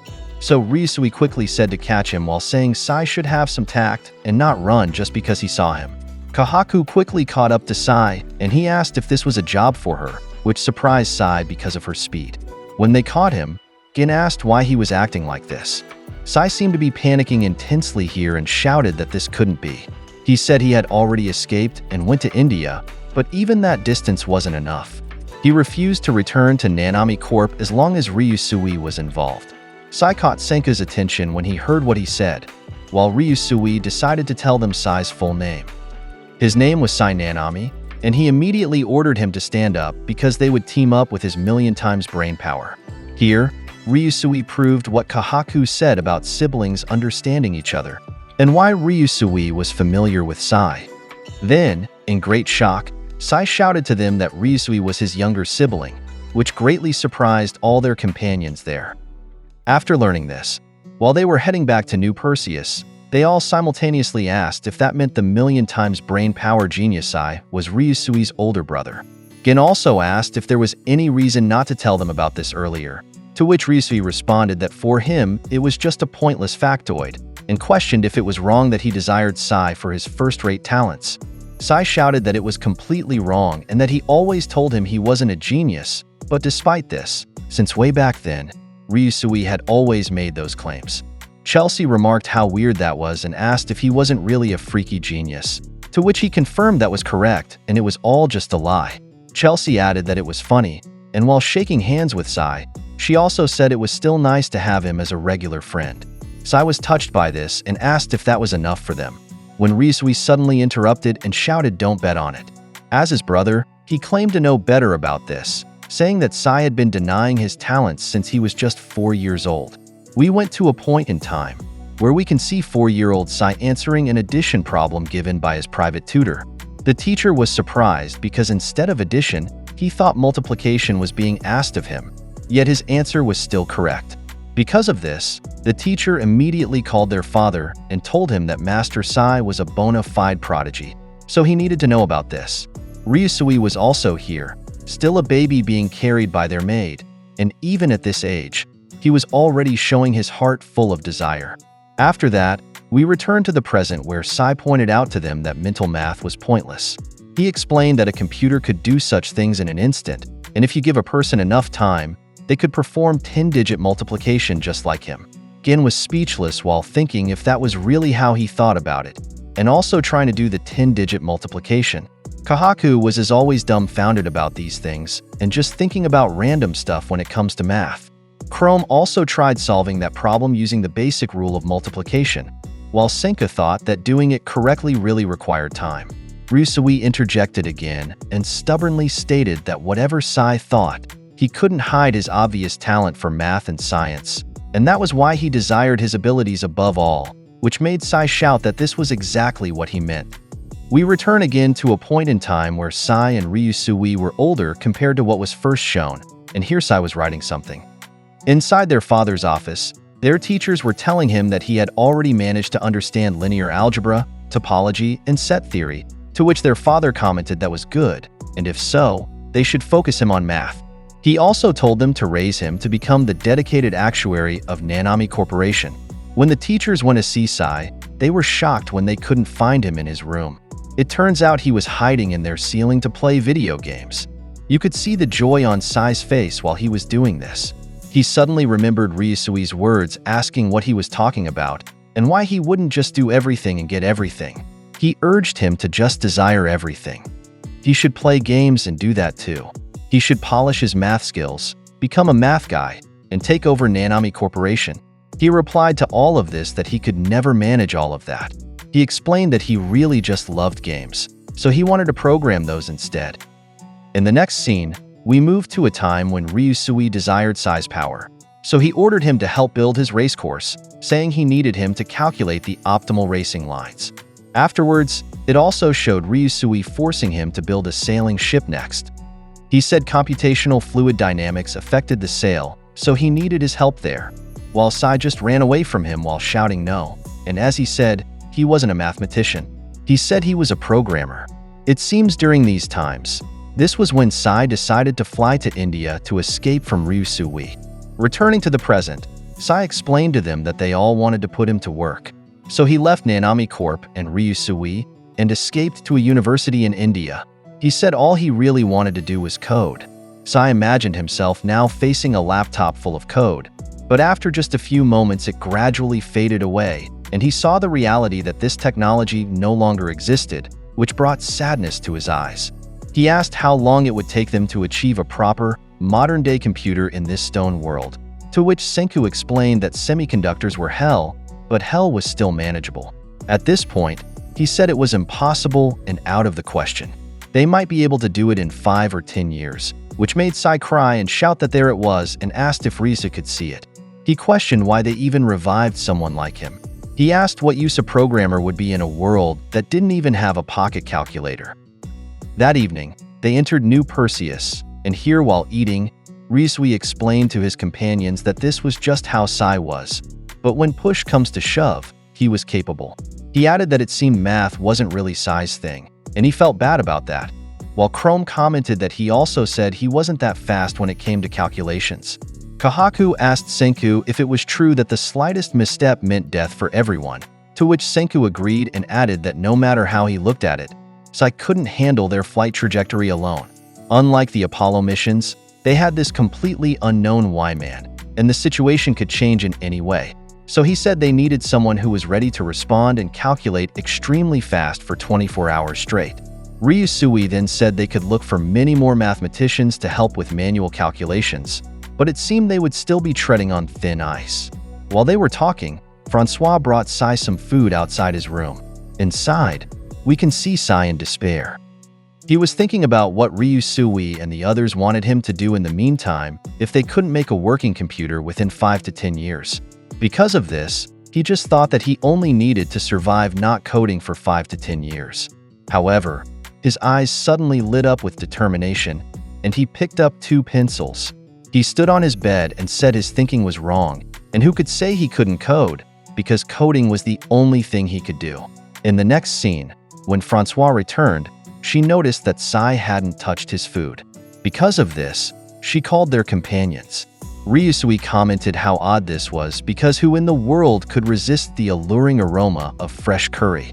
It seemed there was reason to worry, so Gin decided to peek into Sai's room. When they all looked, they saw Sai writing enormous amounts of code, which had filled up the walls and ceiling with his work. When they carefully observed Sai's appearance, he seemed much calmer compared to his earlier demeanor when they met.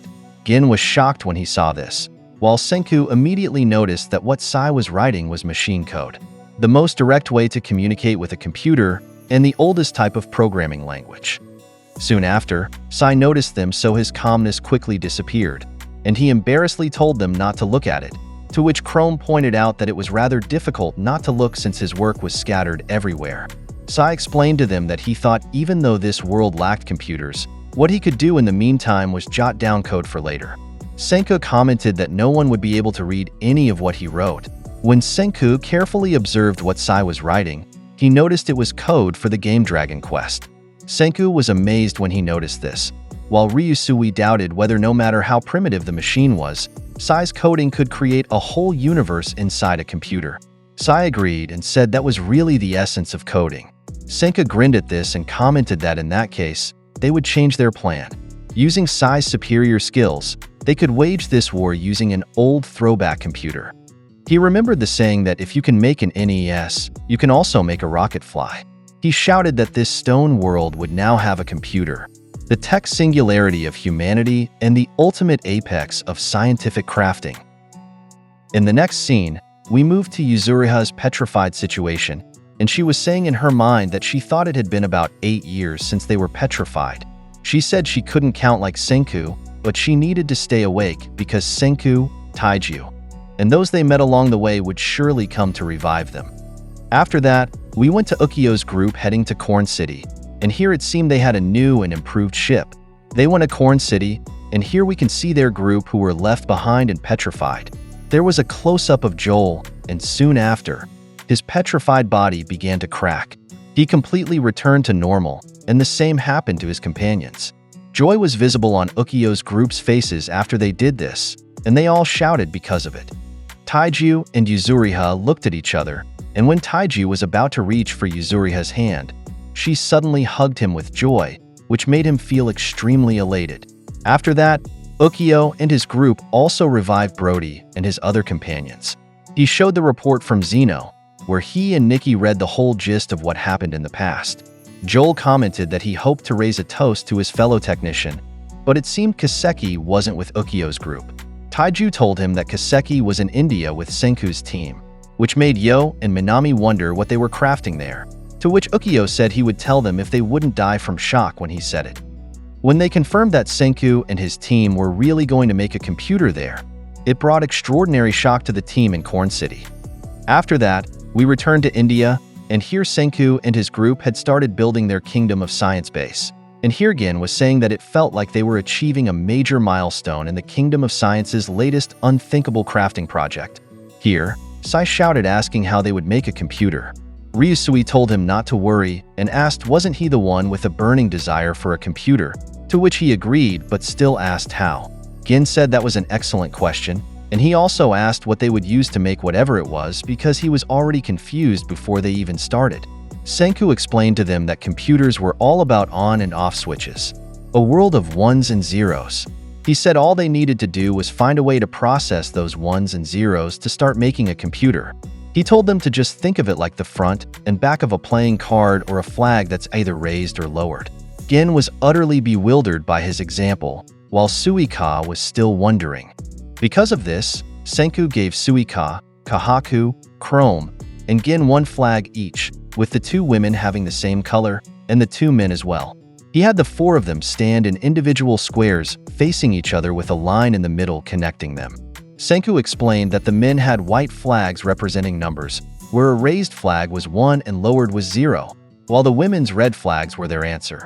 Suika's job here was to watch the men's flags, and if one or the other was raised, she would raise her red flag, which made Suika comment that it was so simple.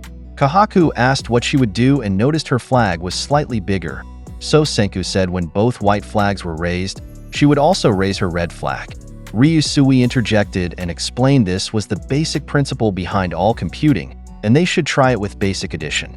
Gin was surprised they would do addition right away, while Chrome wondered how they would add numbers using flags.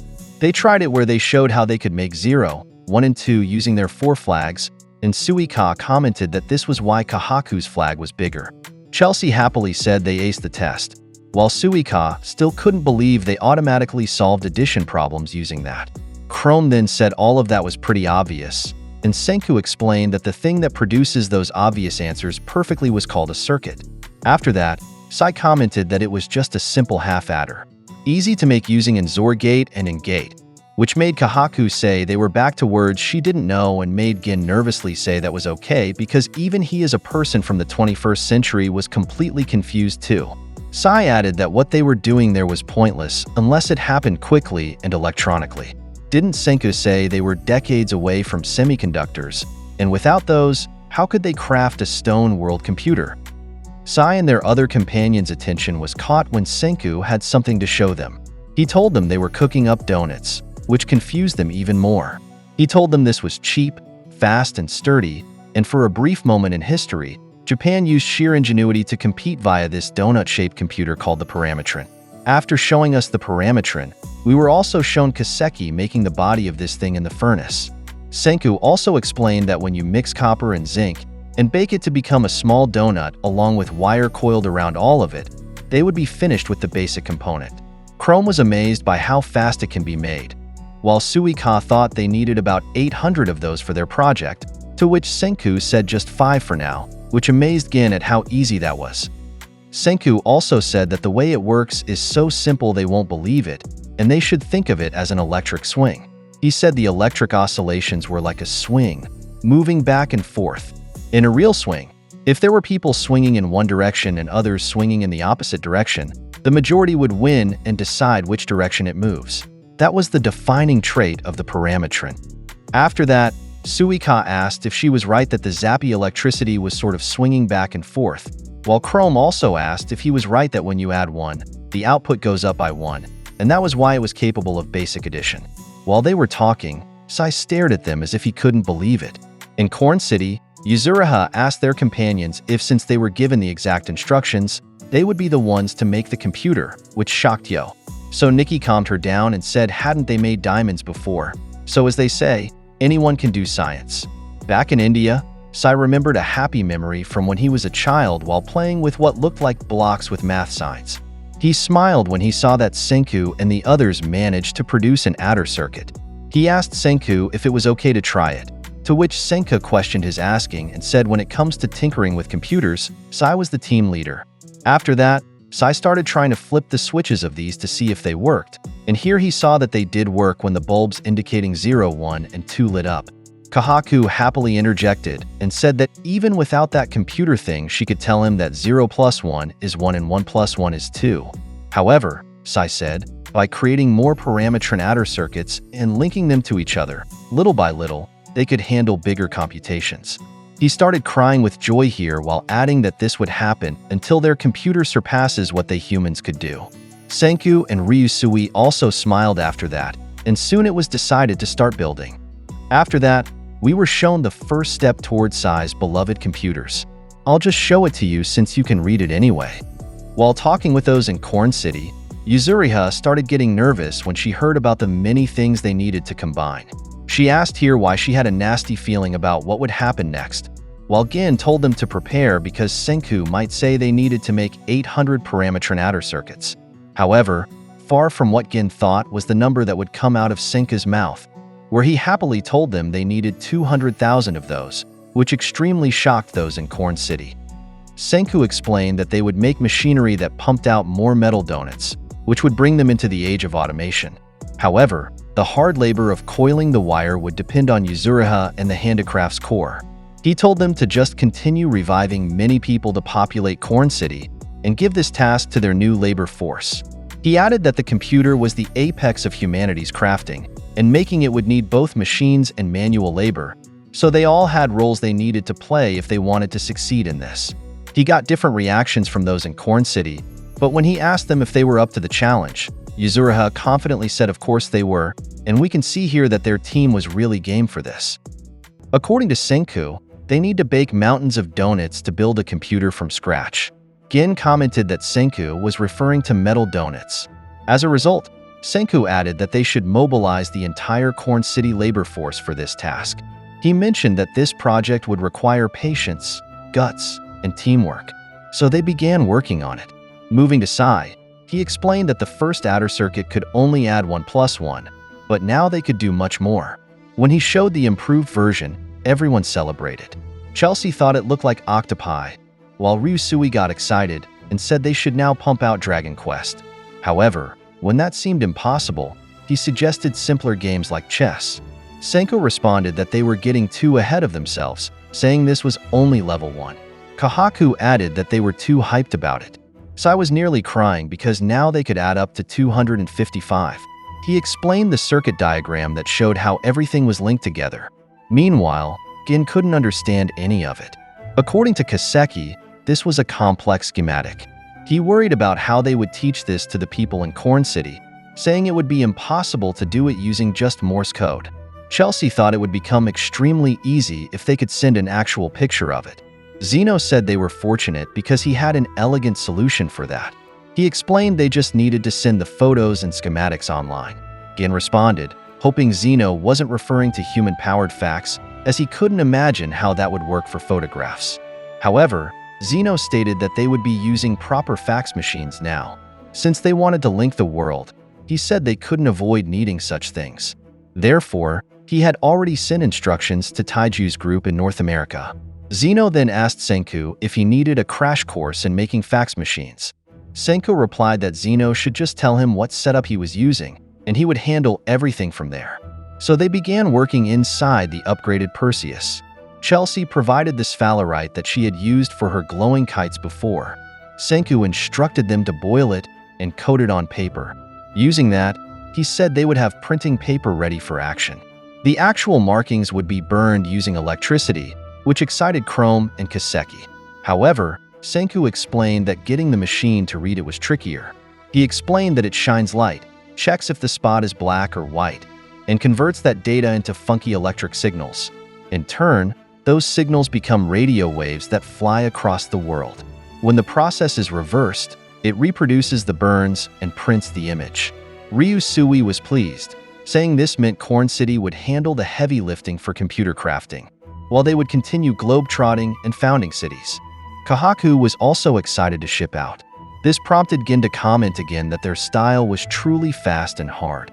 Sai bid them farewell, as he had decided to stay in India to work on circuit diagrams, which they would fax to the others once completed. He said this would be the end of their brief time together. However, his brother Ryusui disagreed, saying he would join them and they would ship out together, which shocked Sai.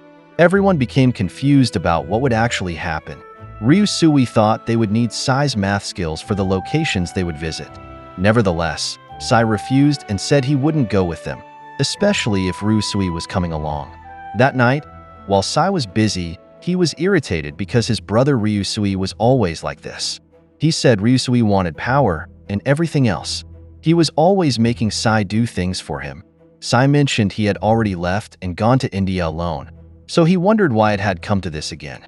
Meanwhile, Ryusui and the others continued reviving people there. As Senku worked on the fax machine, he struggled to match the timing between the input side and printing side. He explained that anything less than perfect meant errors. As a result, the image would be corrupted on the other end. But Chrome got excited when he noticed something coming from the crew at Corn City. Finally, they had acquired a real fax machine. Chelsea was overjoyed to see that they had sent a group picture. Gin noticed that everyone from Team Japan and Team USA seemed to be in that picture. Sai became thoughtful upon seeing the group photo, while Ryusui remained quiet. That evening, Gin visited Sai's room. He thought this was the perfect chance to question him about the history between the brothers, as the photo seemed to have triggered something earlier. However, he knew this wasn't a topic he should poke at carelessly. He felt he needed an indirect strategy. Nevertheless, Chelsea suddenly entered the room and directly asked what was up with the group pics. Gin was shocked by her straightforwardness. Chelsea said she thought the brothers should get along and asked what Sai disliked about being together. They sat down and talked. Sai said the photo just reminded him of the Nanami Corp group photo. He explained that him and Ryusui were never included in those. He revealed that they were the only two not born to the matriarch of the Nanami family. Chelsea became confused, asking if this meant their mother wasn't their mother. And so Sai recalled that his father and their entire clan forced him to focus solely on math, molding him as a useful and loyal soldier. Meanwhile, Ryusui was the opposite. No one in their family could hope to control him. So when they were young, Ryusui really wanted to gain access to Sai's abilities. However, Sai was against this. Ryusui pestered him multiple times about calculating car air resistance or analyzing a game's RNG tables. But Sai refused all of these requests. To him, his brother was just good at exploiting others. Besides, he said he wasn't a human calculator. One day, Ryusui visited his room to ask for help improving his chess skills and invited him to play. However, Sai was no longer in his room, which Ryusui hadn't expected. That was when Sai had run away from the family. Back in the present, Chelsea started crying after hearing their story. She apologized for her bad manners, saying their story was touching. Sai wondered how that could be, since Ryusui was selfish and only used people. Gin thought for a moment before saying that Ryusui just wanted to spend time with him. That's how he interpreted that situation. Didn't Sai say Ryusui wanted everything? He said that included having a brother in the truest sense. So Gin asked if Ryusui had actually ordered Sai to do all those things. Sai fell silent and couldn't respond. That night, he found himself reflecting on their earlier conversation.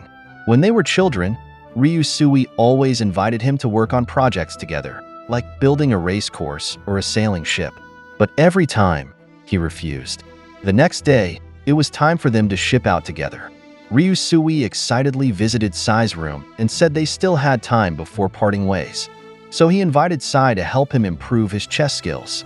Sai started to reply with his usual no thank, but didn't finish because he changed his mind and agreed this time. The two stayed in the room, busy playing chess. Ryusui said that as he expected, Sai was truly an unbeatable master when it came to logic games like chess. An awkward silence fell between them as they remembered the past. Ryusui held his hand and said he would be bored, so he wanted a worthy opponent on the high seas. This made Sai thoughtful. When the time came to board the ship and leave, everyone was surprised that they had another companion. Chelsea even cried because Sai had decided to join them. Senku and especially Ryusui were happy about this. At last, Sai had joined the party. While on the ship, Gin was observing as Senku happily made plans. He told Suika to check out how they were planning to pass the manual labor to Corn City. She observed their high spirits and was curious about what the two were planning to do next. Taiji was delighted because he already knew. Finally, he asked if this is the time for smartphones. Senku was surprised as he hadn't heard that line from him in a while. He really loved smartphones. However, that wasn't possible yet. Winding all those wires for the computer would take extreme patience and hard work. As they continued working, Yoga thought that Yuzuriha, Joel, and Luna were made for this kind of work. Meanwhile, Magma was complaining about why they had to slave away for such tiny things. Ukyo clarified that launching from Earth to the moon was like attempting a death-defying hole-in-one in golf. To get the trajectory right, the stone world would need a real computer. Yo commented that would never happen. Just then, a message arrived from their fax machine.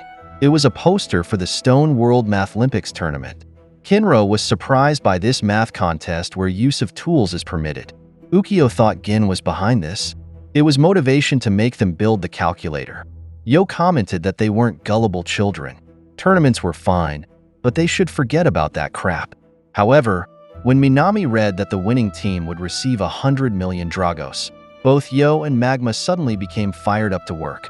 Meanwhile, they continued reviving people in Corn City, while Taiju was enthusiastic about their corn production. When they learned that the labor force was ready, it was time to create memory. On the ship, Chrome asked about the memory that was mentioned. Sai explained that it was the way to record and store data. Without memory, he said the machine wouldn't be able to remember numbers. As a result, they wouldn't be able to perform difficult calculations. They had circuitry that thinks and circuitry that remembers. And when they combined the two, they would have a high-performing computer capable of doing crazy math. Those from the 21st century got excited, while the villagers were confused. Chrome wondered what a machine that could remember was and how it would work. Sai admitted that he wasn't sure either. He said semiconductors would help, but without those, Senku interjected that they would save data using magnets. Ukyo gave his companions a heads up.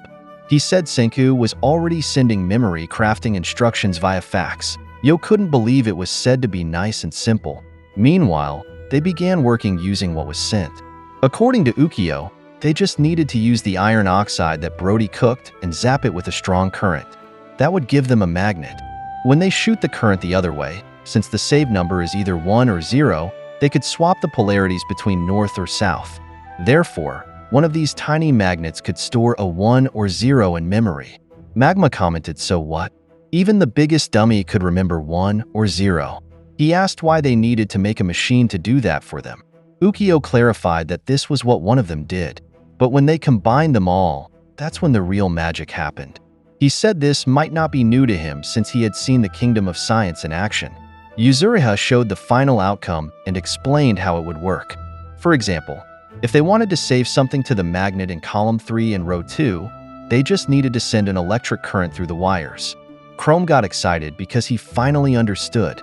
Only the spot where the current crossed would receive a really strong zap. This meant only that magnet would be recorded as either north or south.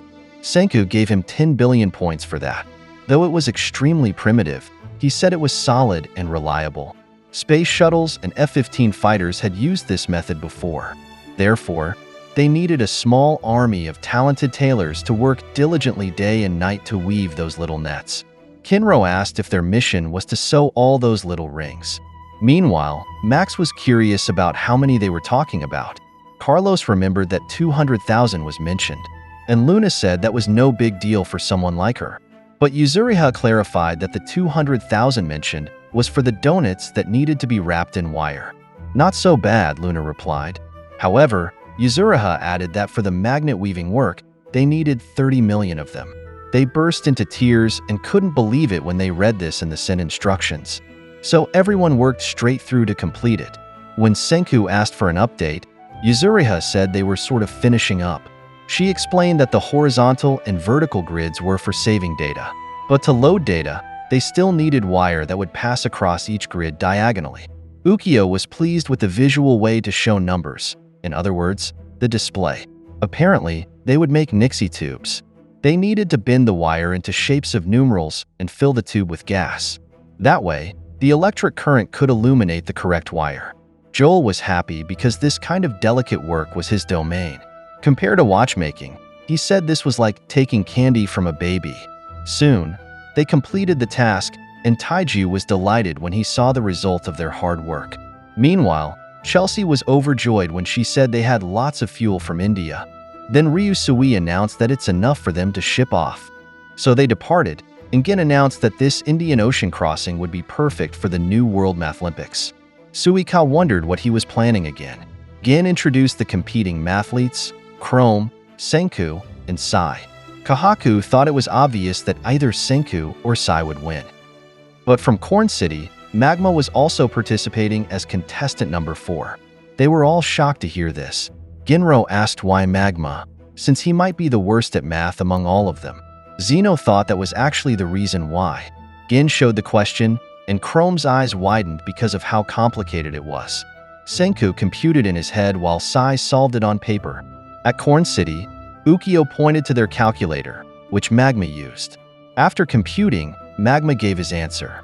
Kahaku was extremely shocked when she heard it. Meanwhile, both Senku and Sai confirmed his answer was correct. Kahaku said their fearsome brains had been outdone just like that. Because of this contest, They finally understood what a computer could truly do. Ryusui said that day marked a major milestone for the New World science. Everyone was impressed that they had reached this point while still in the stone world. According to Senku, something made from scratch by people could end up surpassing the human mind. Therefore, he said this was reason to be excited. Everyone was hopeful because of this. Meanwhile, Taiju couldn't believe there were 30 million magnets there. If that's what their few thousand had achieved, he couldn't fully imagine the finished product. He said it would be at smartphone level. Meanwhile, Yo almost forgot that they had won 100 million dragos. However, Ryusui wasn't there to pay it. Francois responded that he shouldn't worry because it would be paid through direct deposit, as the Ryusui bank would be open for business. Yo was curious about how direct deposit would work there. Minami added, asking how they could run a bank at this point, since they needed a way to record and calculate people's balances. As it turned out, thanks to the project they had made, they had now acquired a bank as well. The Perseus ship has set sail once again.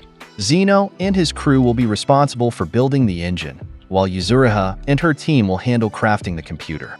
Senku was delighted because finally, they could start planning their moon mission by building the rocket ship itself. Everyone was excited about it. Kahaku asked if that was the part where people would ride in. She was curious about what it was made of and guessed it might be iron. Senku replied that iron was too heavy to launch into space. He explained that the main ingredient was aluminum because it's lighter. Ryusui added that now that they had left India, the next stop on their rocket building tour would be Australia. Senku further explained that the northern tip of Australia was the world's most abundant source of bauxite, the ore that produces aluminum. While heading there, they were struck by a powerful storm, and when the weather finally calmed down, they set out to explore. Chrome proudly declared that no one could beat him when it came to rock finding. He told them to prepare for a showdown between pro geographer Chelsea and himself as a pro explorer. Chelsea responded by saying it won't be much of a throwdown. This prompted Gin to comment that it was rare for Chelsea to taunt an opponent.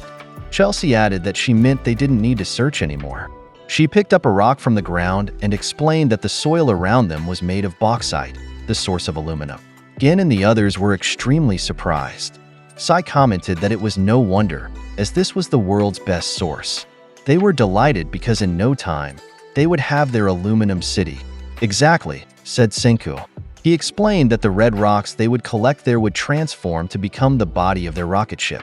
They began their work to gather rocks from the area. Ryusui mentioned that honestly, what he really wanted right now was a bucket wheel excavator. When Gin asked what that was, Ryusui explained that it was an ultramassive open-pit mining machine, the biggest hunk of hardware in human history. Gin remarked that he wouldn't be surprised if Senku would use it for his errands or shopping. Ryusui proudly shared that he got to drive one that was owned by Nanami Corp. And added it was quite the spectacle. Senku said maybe someday. For now, they would stick to human-powered mining.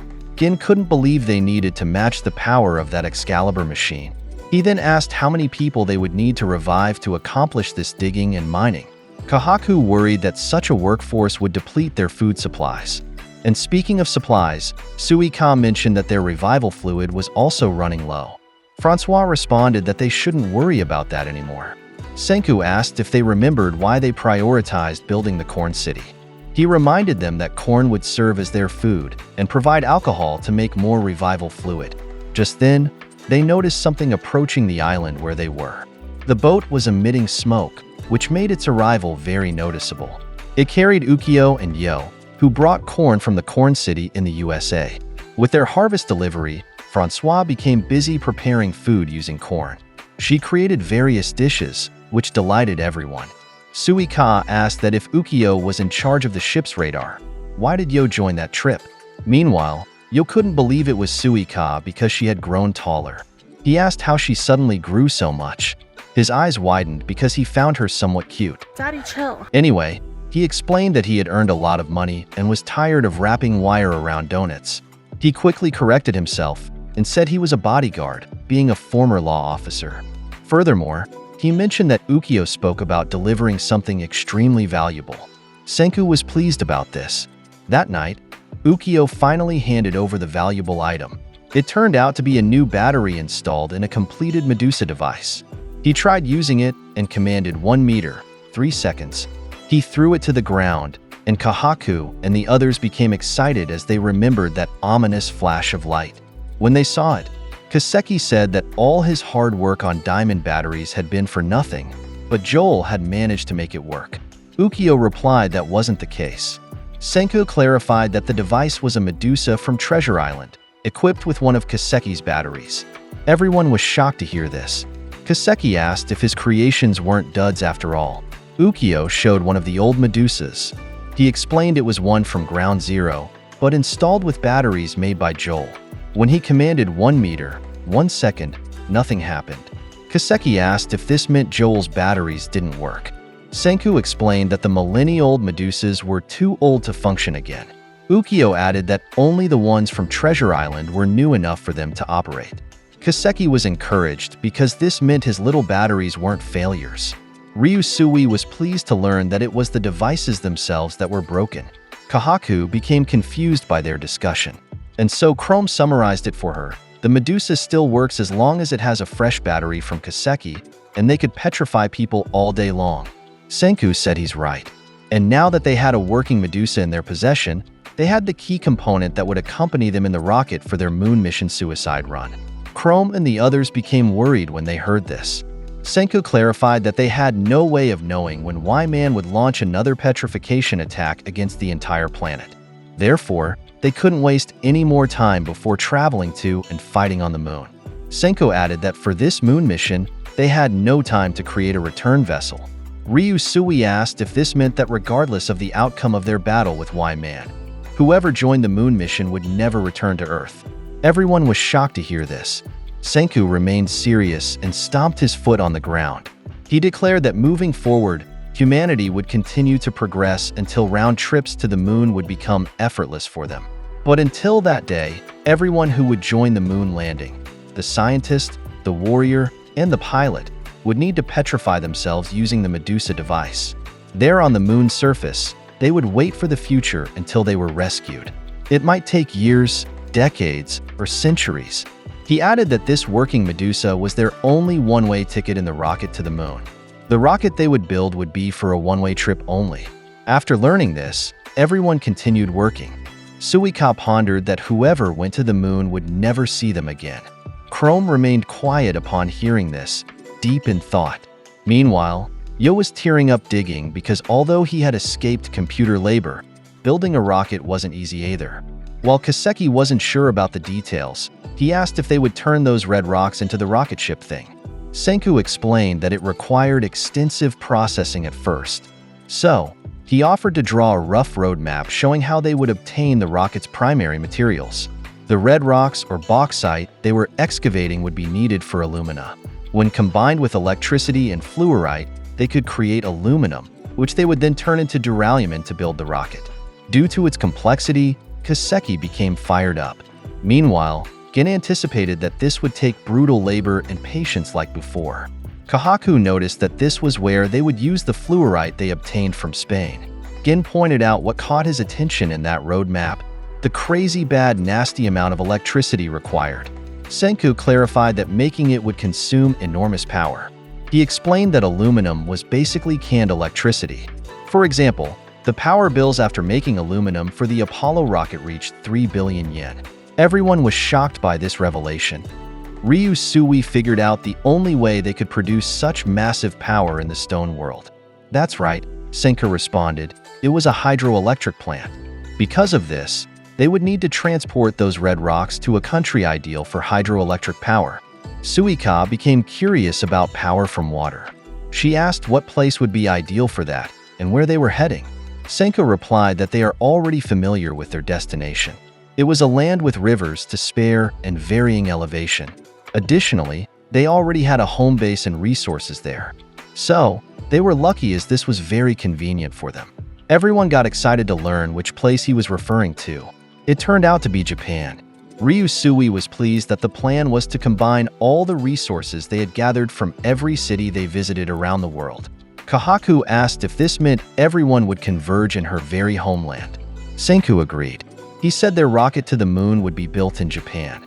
That evening, they stored away the Medusa. According to Senku, Until their rocket was ready, they would seal the Medusa. Unless someone is badly hurt and needs healing, Ukyo added. But Senku didn't want them relying on the Medusa as a cure-all for every little bump and injury, especially for the 21st century people they had revived. Ryusui then said he gets it. He knew Senku had reached this point just to hide their bigger secret. His intuition as a captain told him that the Medusa could revive the dead. He said it was a source of everlasting life. Senku laughed and gave him 10 billion points for it. Ukyo was surprised by this. Senku ended that still, the moment Professor Y-Man on the moon decides to blast humanity again. That elixir of eternal life won't mean squat. Therefore, they couldn't waste even a minute before launching that mission. That single petrification device was their one-way ticket on a rocket to the moon. Meanwhile, Chrome pondered about the one-way rocket. He wondered who would be part of that crew. Obviously, the pilot would be Ryusui. For the warrior, it could be Tsukasa or Yoga. As for the scientist, since they would become a statue on the moon, they might never be seen again by the rest of the kingdom. Chrome's expression was hard to describe. He said that Senku and Zeno were designing the rocket. Since Zeno was a diehard when it came to efficiency, he would surely side with Senku about the one-way trip. He knew it was the best option because it was better to trust the experts. He lowered his head and said that an amateur like him had no right to object to that. Thinking about being an amateur, he added that there was no way he would just agree to that. Suika was surprised by his hyped-up attitude. He couldn't accept the one-way trip. Chrome believed they should all be there for the final victory toast. That was the true way they win, and it would be everyone's happy ending. He then put on his game face. He believes they just needed to craft and work quickly to make a return vessel. Chrome approached and called out to Suika. He admitted he might be talking big and all bark with no bite. He confessed that by himself, he didn't even know how to spell rocket, which was why he was in a tough spot. But he pointed out that Suika had managed to make revival fluid on her own. Therefore, as the two freshest science users from Ishigami Village, he declared they would build a return rocket. Suika was delighted with his proposal and said she was in, but she asked if they would keep it secret from Senku and the others. Chrome replied yes. Because of this, Suika said they needed to learn the ins and outs of rockets from step 1. She asked who would be their teacher, and Chrome couldn't answer this. Regarding that, he responded that they would just need patience and hard work. He thought they would need to learn a lot of tricky math required for rockets. That was step 1. So when they thought about who could teach them the art of calculation and stuff, they thought of Sai. The two knelt before him and shared their plan. Though Sai was very surprised, he agreed to teach them. Anyway, while he had been working on his coding, he had taught math at a university to pay his bills. However, he said starting from square one wouldn't be easy. So, he asked if the two of them were serious. They shouted that they were serious. Sai smiled at this. Meanwhile, while they were transporting the collected rocks, Senku said that would be their one-way rocket to reach the moon on the double and confront Y-Man. On the other hand, Chrome and Suika had their own crafting project. He believed they would all go there and celebrate their victory against Y-Man, thanks to what would be their round-trip ticket. They gathered resources to complete their rocket. While sailing, Ukyo mentioned that he seemed to know their next stop. Senku confirmed he was correct. They would complete their city-founding world tour at that final stop. Everyone was excited about it. When Kahaku spotted land nearby, Ryusui explained that their goal was south of the equator, which turned out to be Indonesia. They explored the country to find what they needed. Chelsea was overjoyed that the entire forest they visited was full of rubber trees. Francois mentioned that they had obtained rubber in Central America, but the veritable bounty of rubber there was enormous. Senku was so happy he was nearly moved to tears, saying they could use it for many purposes. As a result, they successfully founded a rubber city there. Across the world, they had revived people and established various cities. And now, finally, their grand adventure that spanned 10 years was nearly complete. Their triumphant return to Japan was drawing near. This time, they would be reunited with those they had left behind. Ukyo remarked that the whole world would unite for this effort. It might be the first time in human history, though they hadn't planned it that way. Chrome was all fired up thinking about everyone being together. Therefore, he thought he needed to find a way to share the victory over Y-Man with all of them. He was determined to build a round-trip rocket. Meanwhile, Senko was excited about it too. However, he seriously mentioned that they would need to revive many people for the hard labor required to build their rocket in Japan. They commented that he's allowed to show human emotion. Kahaku couldn't wait to tell Ruri and the villagers that this hellish situation was almost over. Yo asked about how the hellish labor would be after they were revived. Ryusui then thought they would want nice souvenirs from their world tour. Senko laughed and said it was already in the works. Chelsea was delighted to hear this and said it was very thoughtful. She said she loved seeing besties giving each other gifts. But based on Gin's knowledge of Senku, he said Senku would surely change his mind soon enough. He probably had an ulterior motive. Senku told them to think about the one thing they did in every country around the world. They would always cook local cuisine first in those places.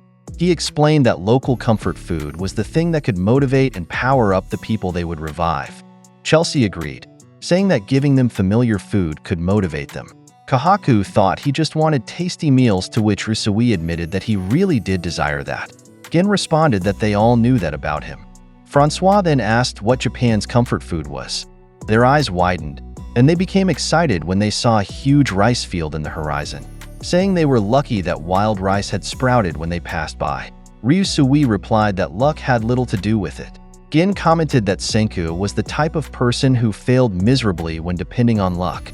According to Francois, the rice would be ready for harvest in April, after the rainy season. That's why they had saved that location for that precise time of the year. Meanwhile, Chrome and Suika continued studying math and computation with Sai. They listened to him seriously and solved math problems. On the other hand, Kaseki was busy with the machine he was building, which they soon completed. They built it and used it in the field. Gin asked if replanting the rice crop immediately wouldn't lead to problems, wondering if they should wait until the following year. Senko responded that it was 10 billion% not a problem, since there was basically no winter there. Kahaku couldn't understand how a place could escape winter. Gin explained that it was because they were near the equator. Within a year, Senku said they could plant 3 times for 3 harvests. This was thanks to the power of science. Ryusui added that after each harvest, the field normally becomes less fertile than before if they don't counter it with top-notch fertilizer. Francois commented that, as always, it was a noble desire. Yo noticed some stones stacked there. He recognized them. Those were the stones they collected when they made a pit stop at a weird island before going to Australia. According to Ukiyo, that island was Nauru. The albatross guano there had provided them with all that phosphorite. They mixed wood ash, nitric acid, and phosphorite to create their fertilizer for the soil. As a result, their crops grew well, and they harvested plenty. This time, they had acquired rice. They were lucky, Senku said. The indica strain was overflowing with amylopectin, and according to Francois, this meant it was similar to Japanese rice. Because of this, he made onigiri. Everyone was overjoyed and celebrated because of the delicious food that was familiar to them. While eating, Senku suddenly remembered his father. Meanwhile, Ukiyo was moved to tears by the food. He said he didn't know why it affected him so much, since even in the 21st century, he didn't eat onigiri regularly. Senku just smiled while staring into space. Meanwhile, Ryusui was eating heartily. He said there couldn't be a more perfect souvenir than this. Therefore, it was time to return to where their journey began. They would return to Japan. They only had 2 days left to complete their lap around the world. 8 years had passed since the whole world was repetrified using the new Medusa. But now, the group's trip around the world was complete. Therefore, it was time to revive everyone. They first went to Treasure Island to reunite with their friends. Amaryllis and Soyuz were revived first, and they were overjoyed to see everyone again. Yo was puzzled when he saw those he called random Japanese old-timers. He couldn't believe what he had called them. Others were delighted to see the legendary Senku that they had heard stories about from their children. After being revived, the men of the group prepared to work. Senku asked Soyuz about Treasure Island's special mission, which made Chrome curious. He replied that they were slightly behind schedule because they were petrified for so long. But reinforcements and resources from the mainland were already helping. Then Gin teased Soyuz about how he had effectively taken to the role of island ruler, which made him flustered. Soyuz admitted he was more worried about Ruri and those on the mainland. Since there were more people there, they couldn't tell what had happened to them since being petrified. After visiting that island, the Perseus set sail again. Yo spoke to Senku because he learned that those left behind also had a brutal mission. He said they were even now, since they too had gone through hell. He said he would have complained if they had just been slacking off. Senku replied that it would be unlikely. As they approached land, they were all excited. Around the world and back, this was their triumphant return to Japan.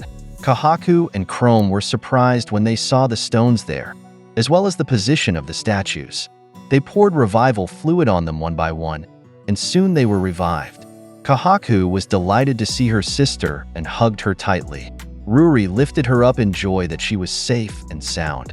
Kahaku commented that she hadn't changed at all, still being more concerned about others than herself. Gin's jaw dropped at the sight, and he asked Chrome if Ruri's upper body strength was really that impressive. Chrome grinned widely, saying the sisters were birds of a feather, or more like powerhouse gorillas. This earned him a punch from Kahaku. Seeing this, Suika remarked that old habits die hard, while Senku commented that it was too early to talk about everyone being safe and sound. Ruri became worried about Chrome and approached him, but he said he had bad news, since Ruri had been petrified for a long time. He smiled and said they were the same age now. She replied that she had a feeling Chrome had grown up. Seeing the tension between the two, Chelsea realized they had feelings for each other. Gin tried to stop her from speaking, but Chrome responded that everyone in the village liked Ruri because she was so likable. She became awkward and said she was happy he thought that. The people there couldn't believe there hadn't been even a millimeter of progress between the two. They said Chrome still hadn't grown up and was still childish. They wished they had let Chelsea bluntly spell it out. Chrome changed the topic and asked Ruri when they had time to build the stone wall there for defense. Senku also praised them because without it, their statues might have been completely crushed, and it would have been game over for them. Ruri replied that she wasn't familiar with that wall. Her father asked if it wasn't Senku's group who built it. They were puzzled because they didn't know how it happened. Meanwhile, on the other side, Suika was looking for something. She found her pets, Chalk and Sagara. They were overjoyed to be reunited, and she even shed tears of joy. They hugged tightly, and she was extremely happy. Gin mentioned that Chalk and Sagara had escaped the wrath of the Petri beam because they weren't human. They praised them for surviving those 10 long years. The two bit into rocks and placed them in the stone wall. Suika became tearful when she realized that all this time, those two had been protecting everyone there. Other animals peeked out from there. Suika cried again when she saw they both had their own families now. Because of this, they left, and Suika said goodbye to Chalk and Sagara after that, and she felt a bit sad about it. On the other side, after reviving so many people, Kokuyo asked how they would feed everyone. Ryusui answered that this was where their fantastic souvenir would come in. Francois just smiled, ready for it. Yo was surprised by how quickly Suika's pets returned because of the food. Suika was delighted about this. Kahaku couldn't believe they even had such a teary farewell earlier. Gin suggested why not just live with them. Anyway, they could help with hunting and gathering. Meanwhile, Francois said he had a culinary creation to fill the entire community with strength. Yo was curious if he would make onigiri again.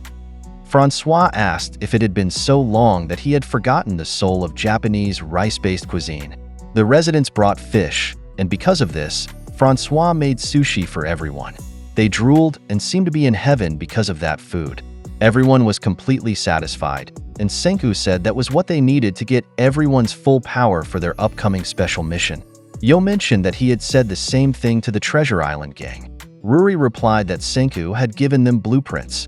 So while they were traveling around the world, those who remained on the Japanese mainland had made headway on one project in particular. They traveled and crossed a bridge to see what she was referring to. They couldn't believe that what they had been building all this time was a dam. Ryusui was delighted because this was their hydroelectric plant that would provide the power they needed to refine aluminum for the rocket. Senku added that the structure was so simple that even a kid could figure it out. All they needed to do was hold back the water using concrete. The types of dams built on 1000 BC were still even used in the 21st century. Gin thought that Chalk and Sagara had seen that stone wall, and it served as inspiration for them. Kaseki was impressed when he saw how they placed bamboo inside the stone. According to Senku, this was concrete reinforced not with steel but with bamboo rebar. The dam only needed to withstand water pressure, and the small amount of bamboo rebar in certain spots was enough for that. The parts and pieces crafted in different parts of the world were brought together at Treasure Island to take advantage of its location near the equator. Because of this, the special mission was complete, according to Amaryllis. The rocket launch site was ready. Ryusui said they were ready to face the final frontier this time. Senku was also ready because they were backed by the power of every person on Earth.